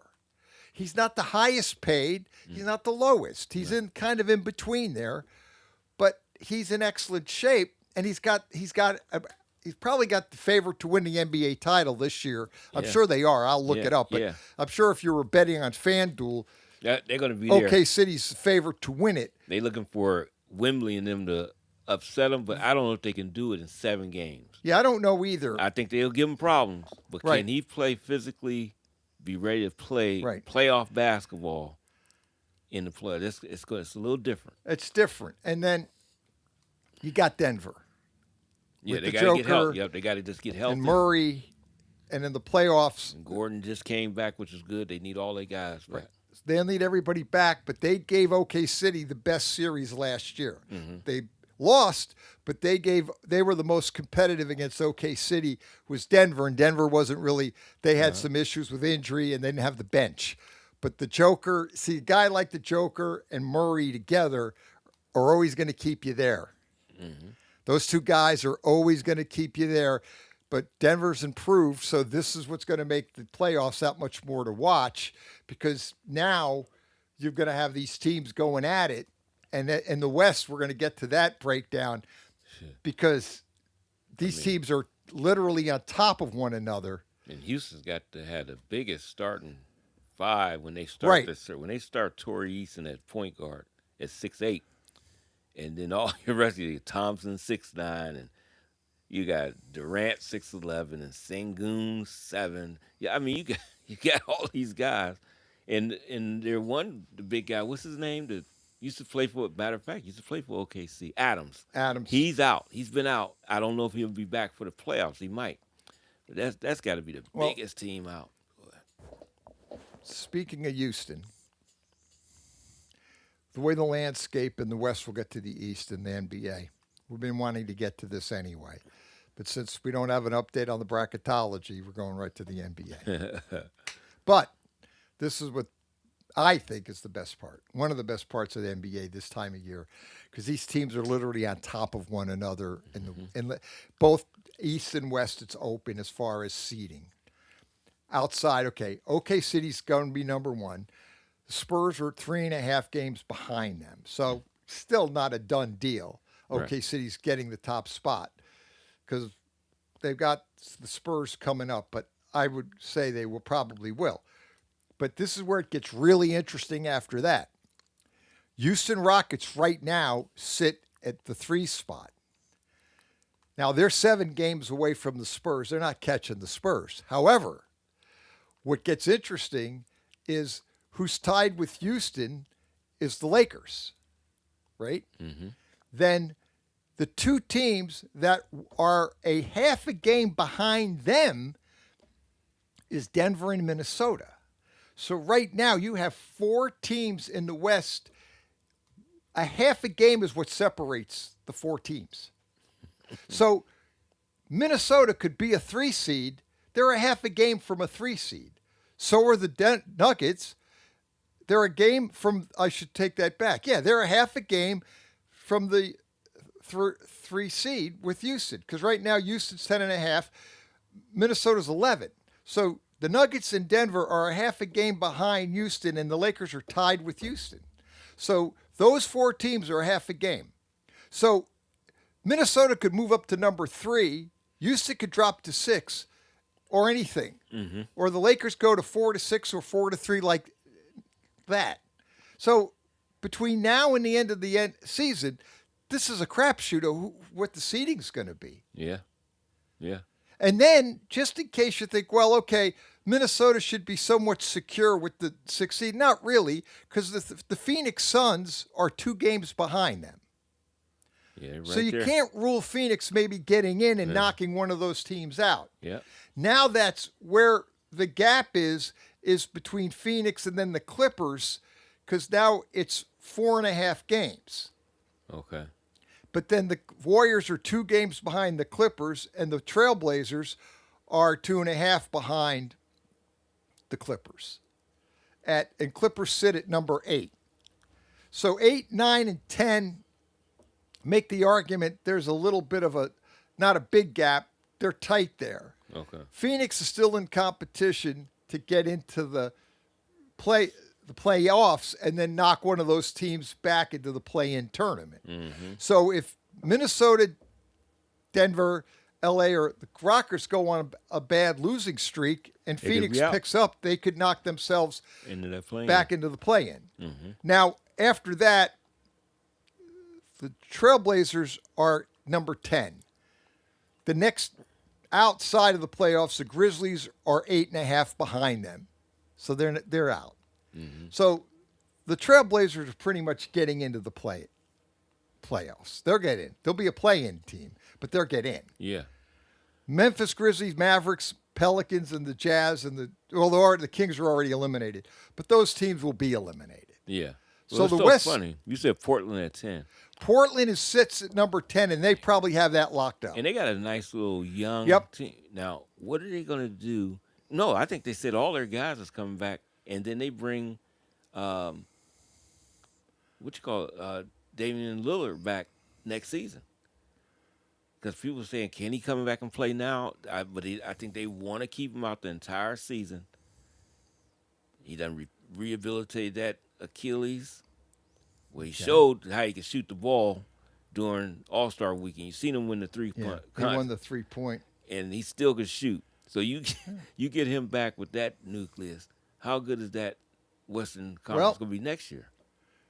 Next year, talking about the Trailblazers, Drew Holiday's obviously going to be back. So is Grant. Obviously, they traded DeAndre Ayton, but he's still on their payroll, but he's a Laker. Yeah. And then Lillard will be back. Mm-hmm. And then the other player, his first name is Dene. Yeah, Avila. Yeah, he's in there for play. 3 more years. They got him. He can play. Okay. They'll lose Robert Williams, and Matisse Thybully will be out at the end of the year. Their contracts are up. I think they might try to bring one of them back. And then they have a core of players all coming back, young guys. Scott Henderson, we're looking at the roster. He's there for at least 3 more years. Then you've got the Sharp. Shaden Sharp is there for 5 years. Mm-hmm. And Donovan Clingan is going to be there. Yeah, center there. Yep. And Hansen Yang is there, and Chris Murray. They're young guys. That'll be there for right. And Kamara is going to be there for 5 more years. A guy coming off the bench. So you're right. You bring up a good point, Dave. Is the Portland Trailblazers a young team, but they got everybody pretty much coming back. Yeah. A couple guys won't be back, but the core team is back. Yeah, and you get Lillard back, right. A veteran like that with that core of young guys. I don't know what's going to happen. No, They that's might what I be mean. something. And that's how you build in the NBA, because now what teams are doing, they're looking at the way Oklahoma City built their team, and they're not doing the superstar thing anymore, the way Riley did with LeBron and Wade and Bosh. They're not doing that anymore. They're not going out and getting superstars and paying them a bunch of money and trying to fill the roster in with guys. They've kind of that's not a good way to build a team long term. Right. They're building teams by drafting their players and seeing how they develop. Then if they look like future, they sign him to guaranteed money long term, which is the way they should be doing it anyway. Mm-hmm. But they're all looking at Oklahoma City and Presti and saying, that's how we want to build our team, is we want to go that way. Right. And we're looking at the Oklahoma City model and saying that's the way you build the team. You get lucky on a trade with Shea Gilgeous-Alexander, and you hit the jackpot. Yeah, you hit the jackpot for sure. Man. Yep. Saturday Morning Sports Page, we'll wrap it up. Western Reserve Radio.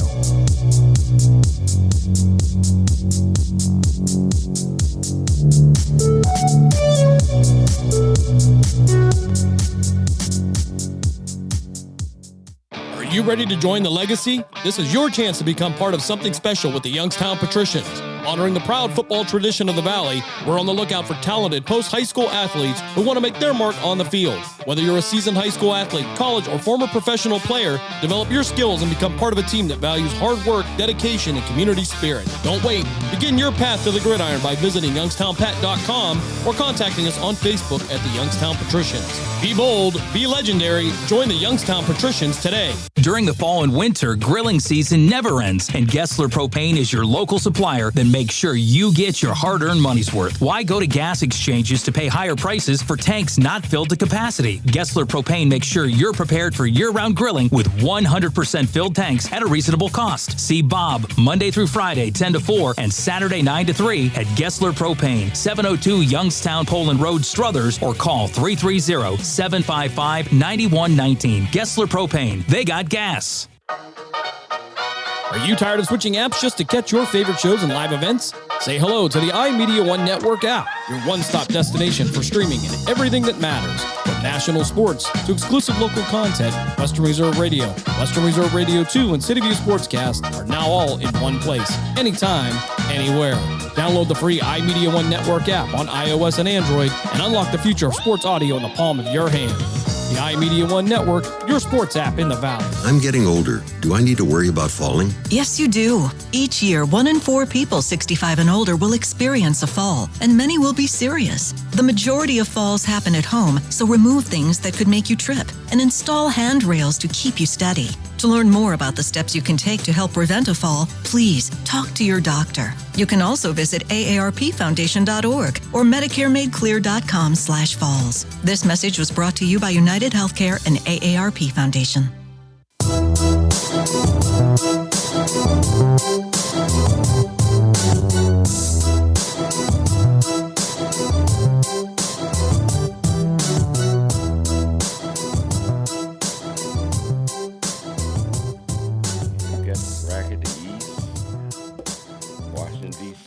Philly. Saturday Morning Sports Page. You can hear us out 330-707-4202, westernreserve.com. Get us on your iPhone anywhere in the world. You can listen to Western Reserve Radio. And in the fall, you got us for great high school football with our main man, Gessler, the Hall of Fame coach. Doing the game with Jim Craven, our play-by-play man, one of the best.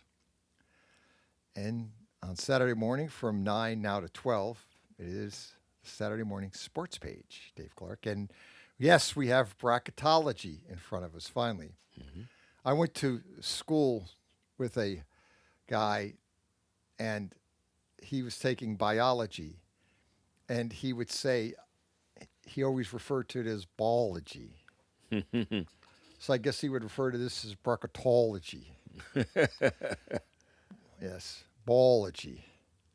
So we've got bracketology, not bracketology. Mm-hmm. But now, according to our man Joe Lenardi, our favorite bracketology guy, definitely one of the best. Right now, he's got the last 4 in is Missouri, VCU, SMU, and Texas. The first 4 out is Oklahoma, Auburn, New Mexico, San Diego State. Then the next 4 out is Indiana, Stanford, Cincinnati, and Seton Hall. So obviously, if you are a Missouri fan, VCU, SMU, and Texas, you are hanging in. Mm-hmm. The last 4 byes would be NC State, Santa Clara, UCF, and Miami of Ohio. So he's got Miami of Ohio in the bracket.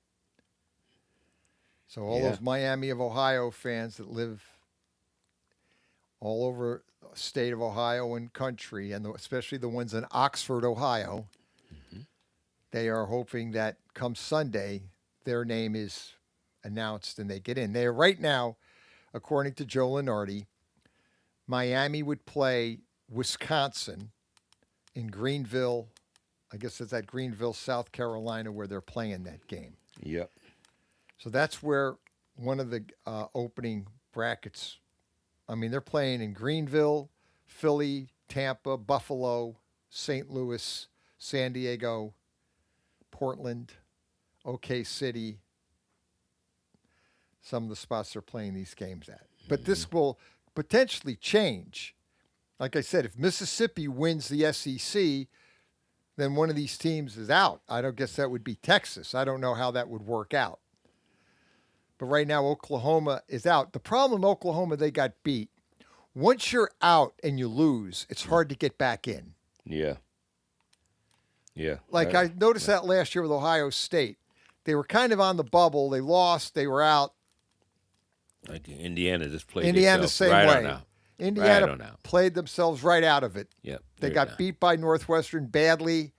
They were out. That did it right there. And that did it in. That loss there did it. Yeah, that sealed their fate. Mm-hmm. They were hanging in a thread. I thought that Indiana would have to beat Northwestern, and then I think they would have played Purdue next. They should have. I thought that Indiana needed to win that and Purdue to get in. They needed to win 2 games. Yeah. And that's what Ohio State needed last year, is to win at least 2, and they did not. They got beat. They got bounced in the first round. They were out. Same thing happened to Indiana this year that happened to Ohio State last year. They ended the season on a bad losing note. They could have made it all up in the conference tournament and got bounced in the first round and bounced out of the tournament. Yep. And Indiana, same fate. They needed to beat Northwestern and probably beat Purdue, then they would have got in. Mm-hmm.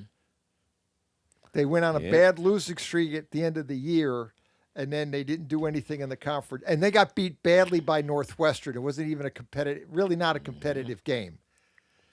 So that's what happens in this whole bracketology. Teams you need to start, if you're going to get in, you got to really win in your conference tournament. If you've had an up and down year, you can make up for it in your conference tournament if you're on the bubble. Yeah.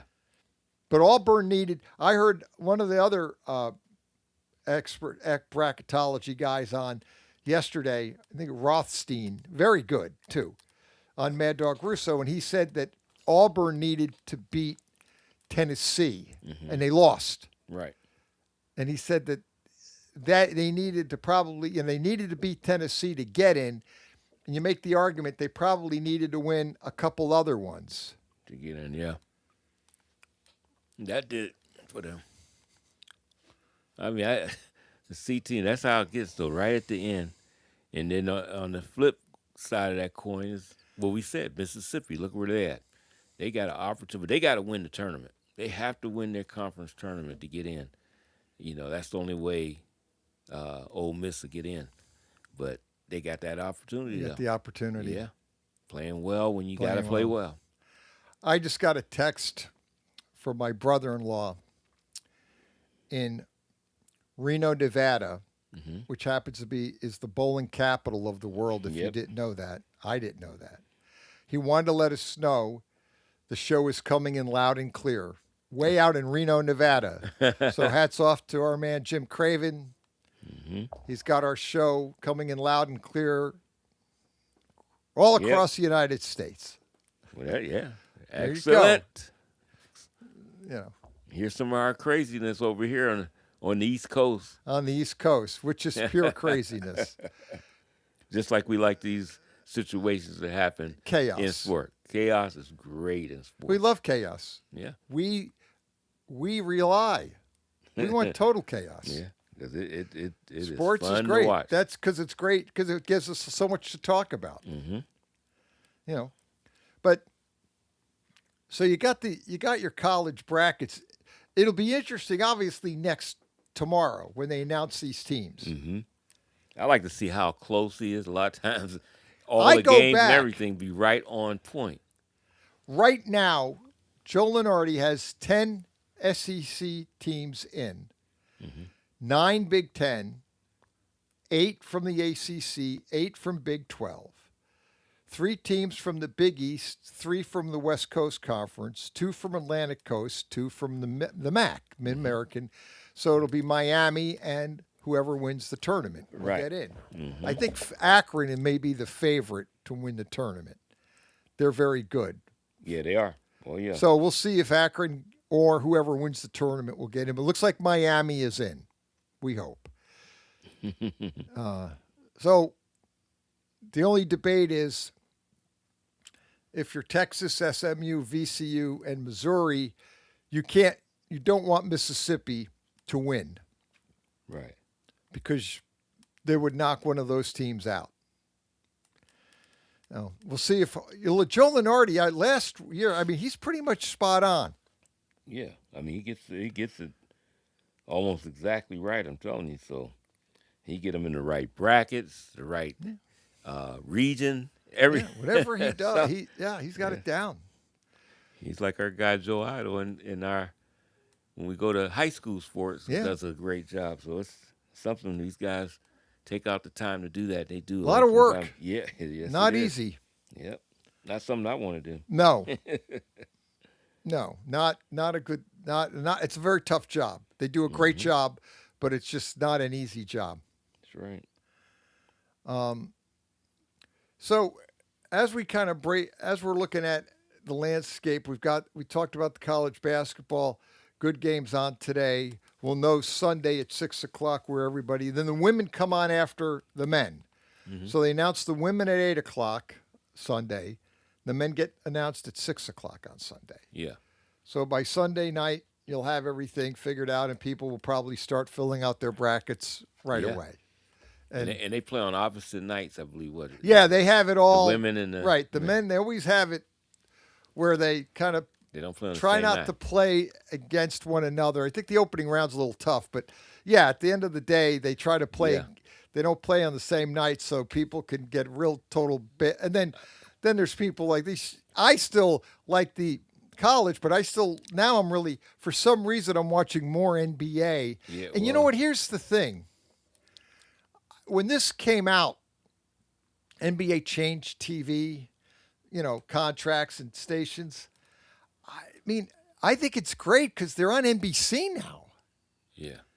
Where before they were never on network TV. I mean, they were on TNT, but they weren't, Yeah, not one of your 3 major networks, that you grew not up regular. with. No, not on regular season. Now they are. Yeah, yeah. With NBA bringing that you got back. the NBA, but it's on NBC. Mm-hmm, right. Like Sunday night, and then like ABC's got. Now we have a great Saturday. game. Yeah. Sunday. We got the great game tonight. Denver and LA. Yeah. The Lakers and Denver. I mean, I know the college is on, but they're on ABC. And it means something. The games. Right. They that can't means mess we around. just broke it out on, especially now they're a half a game behind one another. They don't need to be losing either one. No. So the NBA, those teams need to play. Now you got to amp it up. You got to play. You got to win these games because you at least want to get a favorable seed. Right. So this is what great the NBA now because you don't want to, especially with the NBA in the West, you don't want to be knocked back into the play-in tournament, which again Phoenix is kind of closest, 2 games out. Mm-hmm. So you can't lose games because if Phoenix wins, now it's 1. Yeah, that's true. So you have, Phoenix is in the. See, the problem you have with the NBA in the West is you've got Phoenix sitting there, potentially getting in, and the Lakers or Denver or one of those teams could be bounced out, or Houston. Yeah. They could end up in the play-in tournament. Yeah, and it could easily happen. That's how tight that conference is. Thing is so tight. It's tight. And some of the players may be tight in some of these games we start watching too. But it is. it brings the ratings, the sports ratings on TV up because of what you got coming in with the NCAA and then the NBA playoffs. Basketball ratings are. Yeah, they're getting up. Yeah. Yeah. Right. It just The shoots right on ratings up. are higher. Yes. And the thing is, if you have Prime, which I've got Prime and Peacock. Yeah. You can watch the NBA. What's great is like you could watch it every night. You could watch it on NBC. Mm-hmm. You could turn around and watch it on Prime. It was on last night on Prime. Yep. So it's on every. You could. Well, I mean, during the regular season, you had those. You have all those. Yeah. And you still got NBA TV. Right. If you got streaming. If you Right. got any You've kind got of streaming. NBA, but if you've got Peacock and Prime. Yeah. And if they're playing on ESPN. And then you got ESPN. They playing on. I mean, you catch just about everybody. Right. And you could watch it almost every night. And it's getting to the point. I don't know why. I'm watching more regular season NBA now than I ever did. Yeah. Well, I don't know because it's so easy because it's on. So I flip because NBC's got a game. Maybe that's it. But they get all the high rating games. They make Right. sure they got the schedule perfect. They got the Lakers on. They give you everybody. Antonio, Denver, Denver, OKC, the Knicks, Boston. The Knicks are on. Yep, all the time. All How the many time. times do you Boston, see the Knicks like that? Yeah, it's crazy. They signed for the package, and I thought the NBC, the ratings were always going down, but they're up. The new package has got them more up in front of your face and they've got great teams on to watch. That's the thing. That's just a now, plus for them. We didn't get to the East. Let's look at the East NBA real quick. Okay. Detroit's got a 5-game lead over Boston, who sits at number 2. Then after this, it gets tight with 3 teams. The Knicks are a game behind Boston for the 2 spot. The Cavaliers are 2.5 behind Boston and a game and a half behind the Knicks for the 3rd spot. So they are right. Especially the Knicks and Boston are almost interchangeable. Mm-hmm. And then the Cavaliers they're 2.5 behind Boston. After that, there's a little space. Orlando Magic, Miami Heat are sitting there tied 10.5 for the 5 and 6 spot. Right. But this is where it gets interesting because the Toronto Raptors, who are right now in the play-in at 7, they're only a half a game behind the Heat and the Magic. So the Heat and the Magic in Toronto are basically 3 teams fighting for the 2 spots. So somebody's going to be outside looking in there as far as one of those. Right now, Toronto is the team in the play-in, but they're only a half a game out of the top 6 seeds, what would get them out of the play-in tournament. Yeah. So they want to get out of that and only half a game. So Magic, Toronto, Orlando Magic, Miami Heat, and Toronto Raptors are literally jammed together. You might say, yeah. And there's a half a game between going to dictate between whether or not you're in or out as far as the play-in tournament. Right. You're in, but you don't want to be in the play-in tournament. Yeah, it's one and done. Then the Atlanta Hawks are 2 games behind the Raptors, a little space, but they're tied with the 76ers for that 8th spot. And then the Charlotte Hornets are in it as the 10th spot. They're a game and a half behind the Sixers, so they're close. Yeah, they're close too. So Atlanta, Philly, and Charlotte are all close. That could change. The gap is between Charlotte and Milwaukee. Milwaukee's out, and they're 6 games out of the 10th spot. So it's going to be tough for them to catch. It's going to be tough for Milwaukee to get in the play-in tournament. Yeah, somebody got to fall apart. They got to hope Charlotte, they're the closest to Charlotte, but it's 6 games. Mm-hmm. So the Bulls are a game behind Milwaukee. They're 7 games behind Charlotte. So, it looks like... Yeah, it's going to be tough for them, so many changes they made. If you look at both conferences, the gap between 10 and 11 is significant. Mm-hmm. So you can make the argument right now that your play-in picture, the play-off picture is fixed. It's set at 10 teams. Because the gap in the West is, we talked about that. Somebody has to really collapse for the 11th team to get there. Yeah. It's 8.5 in the West between 10 and 11. Right. So the Grizzlies aren't going to be catching the Trailblazers. And Milwaukee's probably not going to catch the Hornets. They're 6 games. Yeah, I mean, it got to be a complete. And to kind of give you a kind of a pull, like the Charlotte Hornets have played 67 games. Yeah, it's only There are 15 games left. Yeah. And So- you got to get 6 games in 15. Right. You're Gonna be tough. Milwaukee. Milwaukee's also played, they've played 65 games. So they only have 17 left. Yeah. So they really, that's a lot to make up. Yeah, I don't think that none of them will be able to. And Charlotte catch that. sits at 500, or they're a game over 500, 34, 33. But Charlotte's been consistent enough. If they even play 500 ball, They're fine. they're going to get in. Yeah, and I think they are. And They're they just will. They're just playing too well. Right. Right now. And- Against good teams, too. And the Trailblazers are actually a half a game from Golden State. They're below 500 at 32-35, and Golden State's 32-34.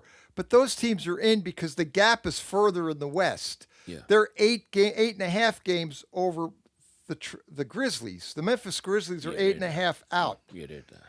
And they've played 67 games.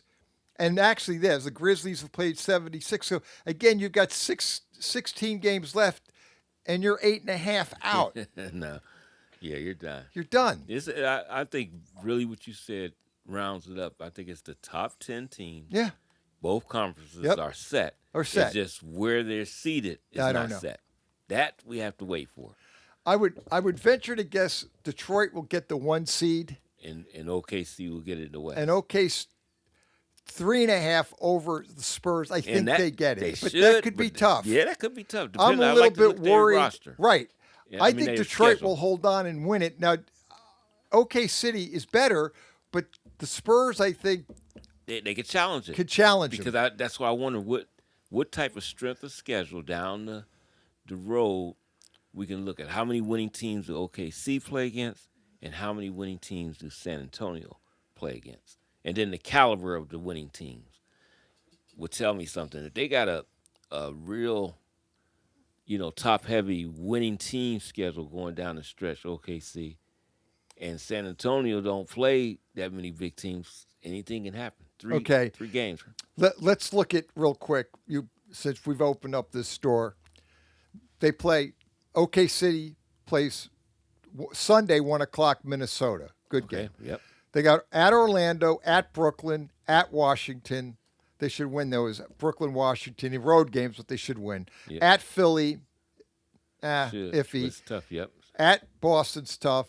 Chicago at home, they should win. New York at home could be an interesting game. Detroit at home, those games are all on Peacock, NBC. Yep. That should be a good, decent game. Then you got their L.A.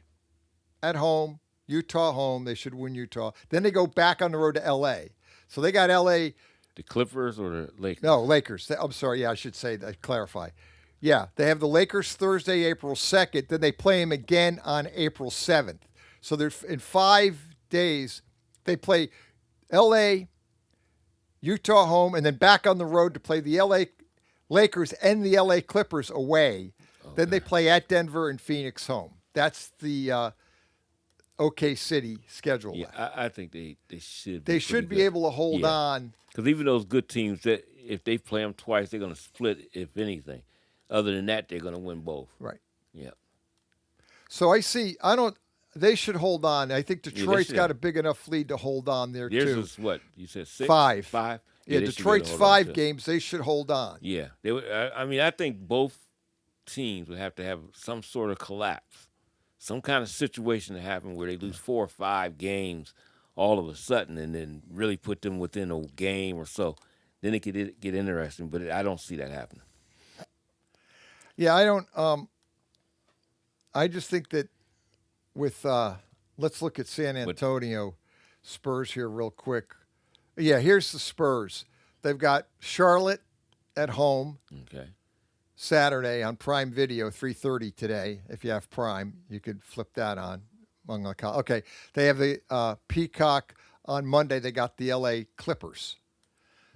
They got the Sacramento Kings, Phoenix at home, at Sacramento, Phoenix home, Indiana home, at Miami, at Memphis, at Milwaukee. Then they've got Chicago at home, at Golden State, at LA, at Denver, Philly, Portland, Dallas, Denver. Well, yeah. If OKC has any kind of issues, this could be it. They could get They have right a schedule in, that they yes, could actually take advantage. Yes, they can. Yes, they can to get They right don't- in there. The thing is, with Wembanyama, great, unbelievable player, but they got to watch the injury, and he's still so skinny. Yeah, but no. he's a great player. Right. But His fundamental skills are just great, but through the roof. You just have to be careful he doesn't get hurt. yeah. And you do have to limit his minutes. I know people are critical of that, but I don't blame them because of his body. Yeah. He's got to get himself where, I mean, some guys, I'm not saying they get bulky because Kevin Durant never got bulky. No. But you can see the strength of Kevin Durant change. Right, as he got older. He was a thin Wemby's man, they still called him before, but he right. got a little thicker, a little bit, not much, but it's strong. But he's You stronger. You definitely can see the strength. And that's what Wembley's still got to, he's still developing. He's a young guy. Right. And you got to bring him along because I'm looking at his age. He's only 22. Yeah. And what's so scary is probably within the next 2 years, his brother probably be playing. Yeah. You seen him, right? Wembley's brother. Yeah. Yeah. He's got some great skills. And he's got some skill. See, yeah. But Wemby, you want, because he's only 22, and you could see physically he's still developing. Mm-hmm. And you, like you said, he wants to look at, be like Durant. Yep. Build the muscle, but develop the more of a where he can play longer. Right. But initially, you don't want to overdo it because he's a great player. Mm-hmm. His skill set is absolutely through the roof. Yeah, and they got to watch it. And so you want to bring him along and do the way you're doing it and develop him. But as far as a player goes, I've never seen a player in my life that tall, that skilled. Yeah, no. Usually they're clumsy and all Usually that. Usually they can block shots. I always think of Manute Bol, great block. Oh, yeah. But he didn't have nearly the skill that Wemby had. No. And he's just through the roof. He's 7'4". They list him at 7'4". Isn't he taller? I think he's like 7. They list him at 7'4". Isn't he like 7'4", 7'6", whatever? I don't know. It's up in there. Anyway, he's developing, and that's a great thing. But at the end of the day, you got to bring him along at an easier pace. Mm-hmm. And then you're gonna don't kill yourself to get to the number 1 seed. You got the number 2 seed. It looks like pretty much locked up. Mm-hmm. So then you're only looking at, bottom line is getting into the playoffs, the number 2 seed, and then you're going to ultimately line up as far as your playoffs are about a month away. Yep. And I was just trying to look up his brother. It's Oscar Wembley, 6'7" forward. They said this is scary because he looks better than his brother. The brother. And when they showed those highlights of him playing in the European League, yes, his skill set, the way he runs around, where he can handle the ball and do things, shoot it from deep, and then play inside and post up. Yeah, that's scary. So right now, where is he going to be drafted? Yeah. Yeah, I mean, he's 18 right now. He will be in the NBA draft this year. Yeah. Did it say this year? It says Wemby Oscar is an NBA draft prospect on the rise, so maybe not this year. Yeah, I was thinking, and I'm not sure if it's this year or next year. Maybe next year, because he's only 18. He's only 18, so I'm thinking he's he's probably going to play in the European League. That's where he is now. He's playing forward for Strasbourg. Yep. You figure 2 years in there is like college, Yep. High level college basketball. So he'll be in the NBA. Yeah, he'll draft be then. because he's obsessed with. He wants to get in the NBA. That's his goal. It says here. So yeah. And if they say he's eligible this year, Can he'll you be imagine there. if the Spurs finagled him? Oh, they got him on the team with his brother. Oh, that'd be great. That's our music. The show's over. Pat, Yep. Saturday morning sports page. Everybody stay safe. Do not drink. Do not drive. Stay sober. Get a designated driver. Buckle up. Western Reserve Radio.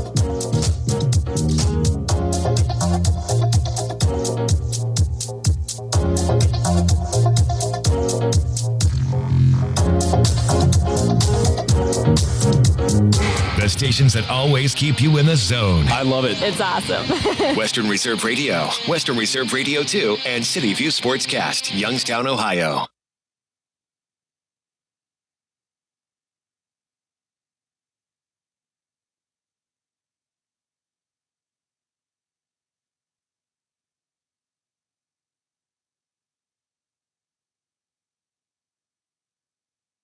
Ready, set, bet here on VSiN, the